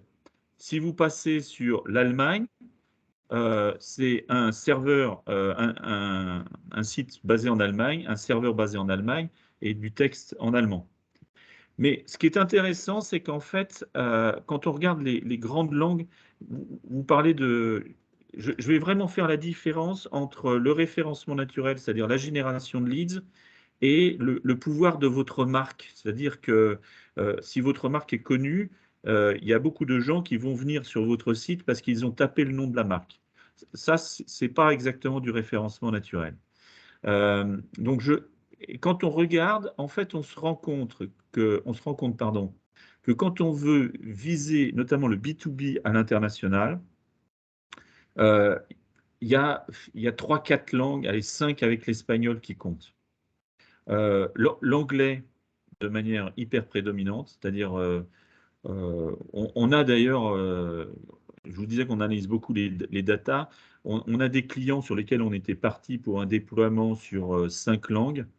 Et en fait, comme ils sont français, on a bien sûr fait le site français, mais après avoir fait le site américain, on s'est rendu compte que les 3 autres langues étaient inutiles parce qu'on drainait déjà dans un milieu qui est très relativement fermé quand vous avez quelques milliers simplement de clients dans le monde. De faire en 50 langues, ça ne sert à rien. Dans les milieux très industriels, l'Allemagne serait pour moi le 3e choix. Donc, pour une société française, hein, je dirais, je ferais France, États-Unis, parce que États-Unis, vous allez couvrir tout le monde qui parle anglais. L'Allemagne, parce que c'est une grande puissance industrielle et les Allemands préfèrent parler en allemand.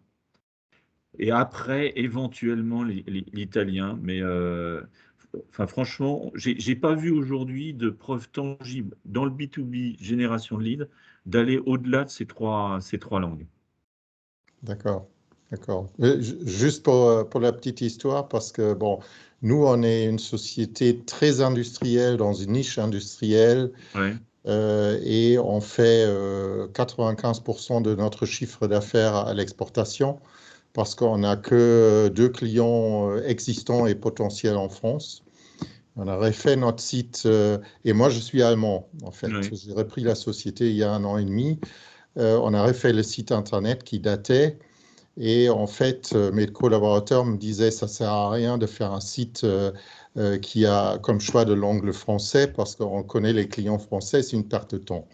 Et moi, j'ai dit quand même une société française installée en France, un site sans le choix de langue français, c'est nul. Donc, on a fait le site au départ avec du français et de l'anglais. Et en fait, je veux rajouter 2 options de langue encore, c'est l'allemand et puis le russe, parce que nous, on a quand même pas mal de clients et existants et potentiels dans le CIS, c'est-à-dire la Russie, enfin les pays qui ont suivi l'URSS. C'est pour ça que c'était très intéressant ce débat sur l'hébergement et le référencement. Ouais, je pense, alors, il y a quand même, j'ai mis un préalable dans mon discours, mais je pense que c'est un bon exemple ce que vous me dites. Si votre marque est connue, et puis il y a quand même beaucoup de sociétés dont les marques sont connues, les gens vont venir sur votre site internet naturellement parce qu'ils connaissent votre marque en tapant votre marque. Ça on l'analyse très bien quand on fait les audits, de voir combien de personnes viennent sur votre site internet parce qu'ils connaissent votre marque, ou combien de personnes viennent sur votre site internet parce qu'ils ont fait une requête qui correspond à leurs besoins. Et nous, pour vous dire l'exemple de notre propre société, en fait, on a 2 équipes qui travaillent au site internet. On a l'équipe qui travaille sur la partie, je dirais, commerciale visible de l'iceberg, où il y a le graphisme et tout est important, le choix des mots et tout, qui sont les visites que l'on va avoir quand les gens tapent notre nom de marque, ou le lien qu'on a envoyé. Et puis on a une autre équipe qui travaille sur uniquement les requêtes. Parce qu'en fait, les modes de raisonnement ne sont pas forcément les mêmes. La partie visible est très liée à de la com, la partie autre est beaucoup plus liée à du digital. Et d'ailleurs, ça m'amène parce que, pour revenir aux réseaux sociaux, dans une stratégie de génération de leads, les réseaux sociaux sont très utiles pour augmenter votre notoriété. C'est-à-dire que les réseaux sociaux peuvent être, si vous alimentez régulièrement, ce que certains d'entre vous semblent être le cas, ils vont rabattre vers votre site internet les gens que vous avez réussi à intéresser. Donc en fait, ce sont des amplificateurs de trafic, les réseaux sociaux. Et il y a un réseau social en particulier qui est LinkedIn, qui permet d'être proactif. C'est-à-dire que, je ne sais pas si vous connaissez l'option Sales Navigator, mais à partir de l'option Sales Navigator de LinkedIn, vous pouvez cibler des profils qui vous intéressent. Et ce qui est intéressant avec le digital comparé aux méthodes traditionnelles, c'est qu'en fait, le digital, vous vous adressez toujours à des personnes, des êtres humains, des individus. Alors que souvent, le marketing traditionnel, quand on a été formé un peu comme moi il y a 20-30 ans maintenant, en fait, le marketing traditionnel vous disait cibler telle société, telle taille d'entreprise, qui a tel code NAF, etc. Dans le marketing digital, vous allez plutôt cibler des profils de personnes, c'est-à-dire des gens qui ont telle fonction, qui travaillent certes dans telle industrie, mais qui ont peut-être tel genre de points communs. Et avec LinkedIn, vous pouvez faire des démarches de prospection de ce type-là. Et votre page LinkedIn, pour ceux d'entre vous qui ont des pages LinkedIn, sont importantes dans cette stratégie parce que elle va permettre d'adosser les campagnes proactives que vous faites à votre page LinkedIn de votre site, votre page LinkedIn de votre marque, pardon. Page LinkedIn de votre marque qui sera elle-même connectée avec votre site internet. Donc on reboucle la boucle là-dessus. Et bien sûr, le emailing, ça va un peu touiller toutes ces données que vous récupérez pour envoyer des informations complémentaires. Donc, souvent, j'ai l'habitude de dire qu'avant le digital, on faisait du commercial en faisant de la pêche ou de la ferme. Hein, on avait tous connu des commerciaux chasseurs, ils existent et ils sont très bien aussi, hein, des commerciaux chasseurs ou plutôt des commerciaux ingénieurs d'affaires qui sont des commerciaux fermiers. Avec le digital, on arrive à des commerciaux pêcheurs, en fait. Vous mettez en place le filet ou l'hameçon qui est votre site Internet ou vos sites Internet en travaillant en collaboration avec d'autres sociétés. Et en travaillant sur les réseaux sociaux, en travaillant le emailing, vous rabattez, vous augmentez votre notoriété, soit de marque, soit par rapport aux requêtes. Et comme ça, vous ramenez plus de gens vers votre site Internet. Et donc ça, c'est toute la partie, donc le premier aspect qui est la partie acquisition client. Après, vous avez bien compris, en regardant les chiffres de votre site Internet, que le taux de conversion que vous allez avoir devient critique. Enfin, comme je le dis dans le petit exemple mathématique de tout à l'heure, pour moi, le quick win dans le digital, c'est le taux de conversion. C'est-à-dire vraiment regarder combien de personnes me connaissent, mais en fait, combien ont envie de me parler ou combien peuvent me parler. Ben, c'est là où on gagne, c'est là où ça coûte le moins cher à améliorer et où on a les meilleurs résultats. Donc, le taux de conversion est important. Donc, ce que vous avez dit à vos collègues français, que c'était important d'avoir un site Internet, ça contribue à l'amélioration du taux de conversion, entre parenthèses, fortement.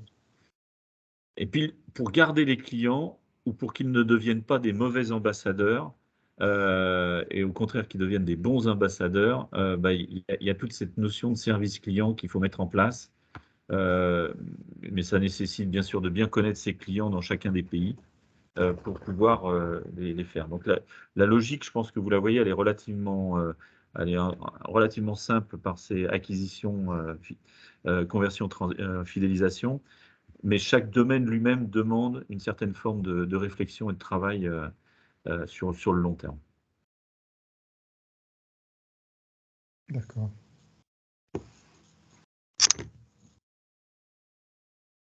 Est-ce que certains d'entre vous mesurent déjà les ventes qui sont générées à l'export? Vous l'avez dit, je pense que vous le mesurez tous, mais quelles sont la part de vos ventes que vous pouvez attribuer au digital aujourd'hui, notamment à l'export?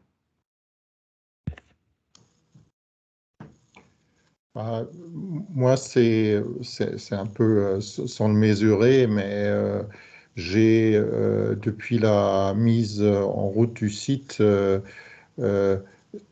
j'ai eu des clients potentiels qui nous sont venus à travers le formulaire de contact du site. Voilà, donc là, c'est très direct. Mais merci d'illustrer l'exemple parce que vous êtes la preuve que même dans un domaine très industriel, parce que très souvent, la réaction, elle est en général, ça ne me concerne pas parce que c'est de l'industrie, mais en fait, ça concerne également les gens dans l'industrie, tout à fait. Et c'était d'ailleurs dans des pays un peu exotiques, style Arménie, des pays qui sont probablement, c'est des gens qui visitent pas des salons, etc., qui sont quelque part où ils ont difficilement accès à l'information et ils se promènent sur Internet parce qu'ils ont des projets industriels.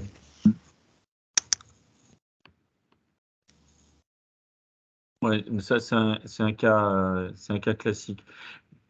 Les industries où il n'y a pas forcément des salons, où les gens ont des restrictions de présence à des salons, c'est vrai que il y a un basculement, mais c'est le schéma de BCG que je vous montrais tout à l'heure. Il y a vraiment un basculement vers une plus grande utilisation du digital le plus loin dans le parcours d'achat, quoi.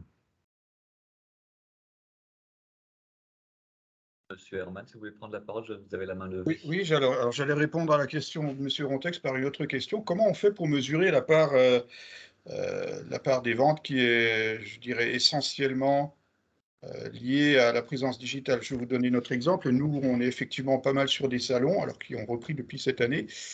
Et notre acquisition de prospects, elle repose effectivement sur une activité complètement hybride entre les salons, les conférences. Nous sommes sur un marché scientifique, donc les conférences ont leur rôle également. Et l'activité Internet par le biais soit du site Internet. Alors effectivement, on a, je dirais, à peu près une dizaine de demandes qui nous parviennent par mois via le site Internet. Alors pour une activité comme la nôtre, c'est pas négligeable. Et puis il y a aussi le fait de clients qui sont fidèles depuis des années et pour lesquels nous sommes un fournisseur de référence et qui génèrent des ventes, je dirais, qui peut-être même génèrent la grande partie de nos ventes actuelles, de nos ventes actuelles, sans que, alors évidemment, la communication, elle continue de se faire par email, plus rarement par visio ou par téléphone, mais on ne peut pas vraiment parler de marketing digital dans leur cas.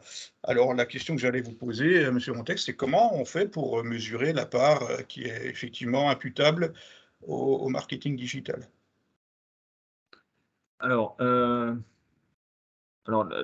l'outil qui est habituellement utilisé pour mesurer ça, c'est l'usage d'un CRM. Alors, je ne sais pas si vous avez un CRM en interne. Il y a des CRM qui sont relativement bon marché aujourd'hui et honnêtement, je recommande quand même vivement pour garder un peu la mémoire commerciale d'une entreprise de se mettre en place un CRM. Donc, avec un CRM, vous pouvez avoir les chiffres relativement simplement.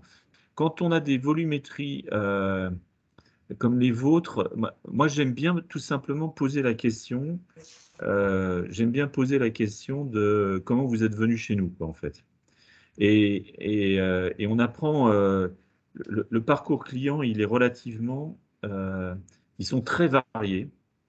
Ils sont très variés. Là, je vais donner un cas personnel. On est en train de répondre à un appel d'offres non négligeable où en fait la personne, elle est allée sur un site internet où il y avait notre annuaire, un site internet qui était un annuaire de fournisseurs de services. Notre nom était dessus et elle a été sur notre site depuis cet annuaire et elle l'a téléphoné après avoir été sur notre site. Mais j'ai su le parcours uniquement en lui parlant de vive voix, hein. Mais en ayant ces verbatims, vous réussissez comme ça à reconstruire des parcours d'achat. Et comme ça, de connaître les salons. Je suis parfois assez critique sur le futur des salons, pour être très, très transparent, mais je pense qu'ils ont quand même leur utilité parce qu'on se rend compte que c'est un bel endroit pour cultiver le bouche à oreille. C'est-à-dire que le bouche à oreille fait que j'ai rencontré telle société, tu devrais aller les voir s'ils ont un problème, parce que c'est souvent le bouche à oreille qui permet d'avoir des nouveaux clients. Mais quelqu'un qui ne vous connaît pas, qui a entendu parler de vous, il ne faut pas se leurrer, aujourd'hui, dans plus de 80% des cas, il va taper votre nom sur Internet et il va se faire une opinion de ce qu'il voit en allant sur votre site Internet. Je pense que vous parliez de conférences scientifiques. Alors ça, c'est un énorme booster de notoriété et de récupération de leads indirect via Internet aussi. Parce que vous faites des publications, vous créez du contenu de qualité, ça crée votre réputation et ça peut nourrir de manière très qualitative à la fois les réseaux sociaux, vos campagnes de email, le bouche à oreille. Donc faire des publications originales, c'est un peu le Graal de la création de contenu, pour être franc. Par contre, du coup, comme ça vaut de l'or, au propre et au figuré, faut l'optimiser son utilisation au maximum.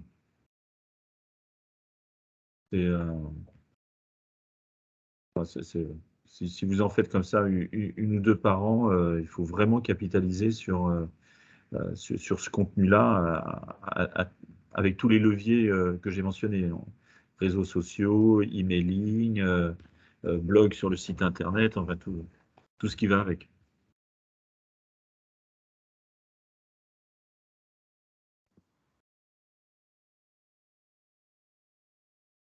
J'ai répondu à votre question? Alors, j'ai noté l'intérêt de mettre en place une CRM, et donc je vous remercie pour cette idée-là. Effectivement, on n'a pas de CRM digne de ce nom actuellement. On a un ERP qui peut-être éventuellement peut avoir une extension vers une CRM, mais pour l'instant, on ne l'utilise pas. Et c'est peut-être un outil à mettre en place. Mais effectivement, je retiens aussi de l'exemple que vous avez cité que vous avez connu le parcours de votre client que par une conversation qu'en lui posant la question, et c'est peut-être ce qu'il faut qu'on fasse de façon plus systématique que c'est le cas actuellement. Les prospects sont contents de le faire. Et j'ai oublié quelque chose que j'ai oublié de mentionner, mais je ne sais pas si vous le faites, mais il y a des outils qu'on appelle Google Search Console qui se branchent sur Internet, c'est gratuit. Il faut le mettre en place, les Google Search Console et Google Analytics. Et eux vous donneront tous les chiffres de trafic, qui est venu, quelle page visitée, etc. Alors, ils ne vous donneront pas les individus, mais ils vous donneront les statistiques de visite de site. Donc, ça complétera vos éléments. Et puis, il faut regarder ça pratiquement comme le lait sur le feu pour voir comment ça avance. Un exemple, nous, on avait une campagne de prospection téléphonique. Et souvent, on fait nos campagnes de prospection téléphonique pour un produit, c'est un produit assez industriel à l'époque. On les fait en escargot, c'est-à-dire qu'on démarre de la ville de notre client et puis on fait une spirale et on remonte comme ça. Et on avait constaté, la personne en charge du site internet du client m'avait dit « Ah, c'est marrant, j'ai des visites sur mon site internet, ça suit la forme d'un escargot ».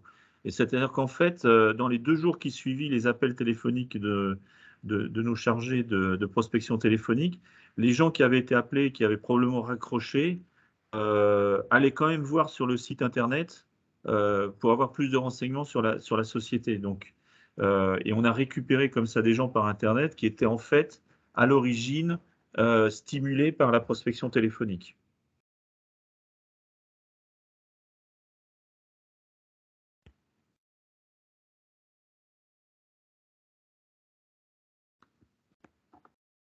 Je crois que Monsieur Davely, vous aviez une question.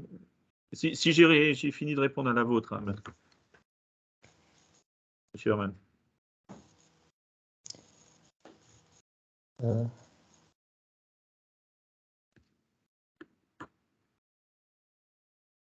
J'ai pas de question.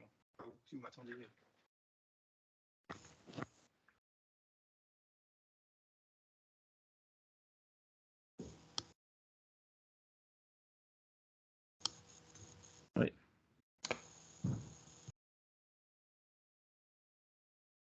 Quelle était votre question? Non, j'en avais pas. Ah, pardon, excusez-moi, je crois que... Est-ce qu'il y a d'autres questions sinon?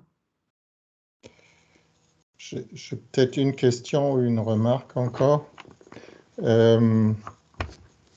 Pour revenir aux réseaux sociaux, bon, on parle beaucoup d'acquisition de clients, mais les réseaux sociaux, pour moi aussi, c'est un moyen de fidéliser un client dans la mesure où nous, on a un nombre très limité de clients, mais qu'on suit dans le temps, c'est-à-dire on fait une installation et après, pour certains clients maintenant, depuis 30 ou 35 ans, on livre des pièces détachées pour des installations qu'on a fait en 90, en 87, en 92, en 95. Mais à l'intérieur des sociétés, les gens dans les fonctions, par exemple le responsable de maintenance, ils changent et c'est déjà un défi de suivre les personnes dans des fonctions clés de l'entreprise, dans les achats, dans la maintenance, dans les travaux neufs. Et en fait, pour ça, par exemple, LinkedIn, c'est un super outil. Et mieux encore que la page LinkedIn, c'est en fait le contact direct avec la personne. Et après, quand on fait un post sur la page LinkedIn de la société, de toujours la partager avec ses contacts qui sont des contacts professionnels. En fait, c'est beaucoup plus, c'est très ardu d'avoir beaucoup de followers de la page de la société, mais c'est beaucoup plus facile de travailler à travers ces contacts perso. Ouais. Alors, 300% d'accord avec vous. La réalité, c'est que les pages corporate sur LinkedIn il y a peu de personnes qui s'y abonnent, sauf quand il y a vraiment du contenu régulier ou par sympathie, j'ai envie de dire.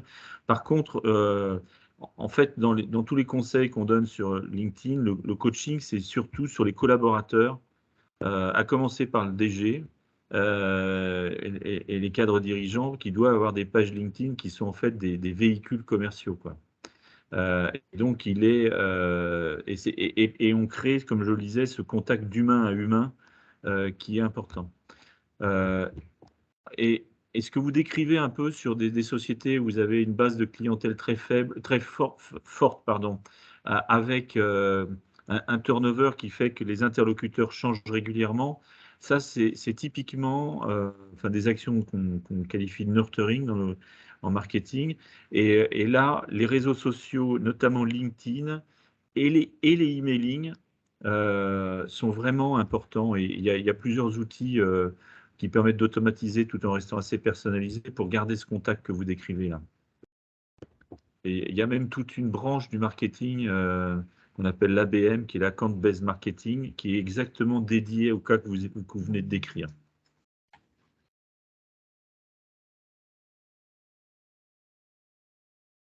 Donc, je crois qu'on arrive au bout de nos 2 heures. Ouais. Merci beaucoup, Monsieur Rontex, pour cette riche présentation et merci à tous pour votre participation. Pour toute question, information, surtout vous n'hésitez pas soit à contacter votre conseiller international ou à me contacter directement et je ferai le relais.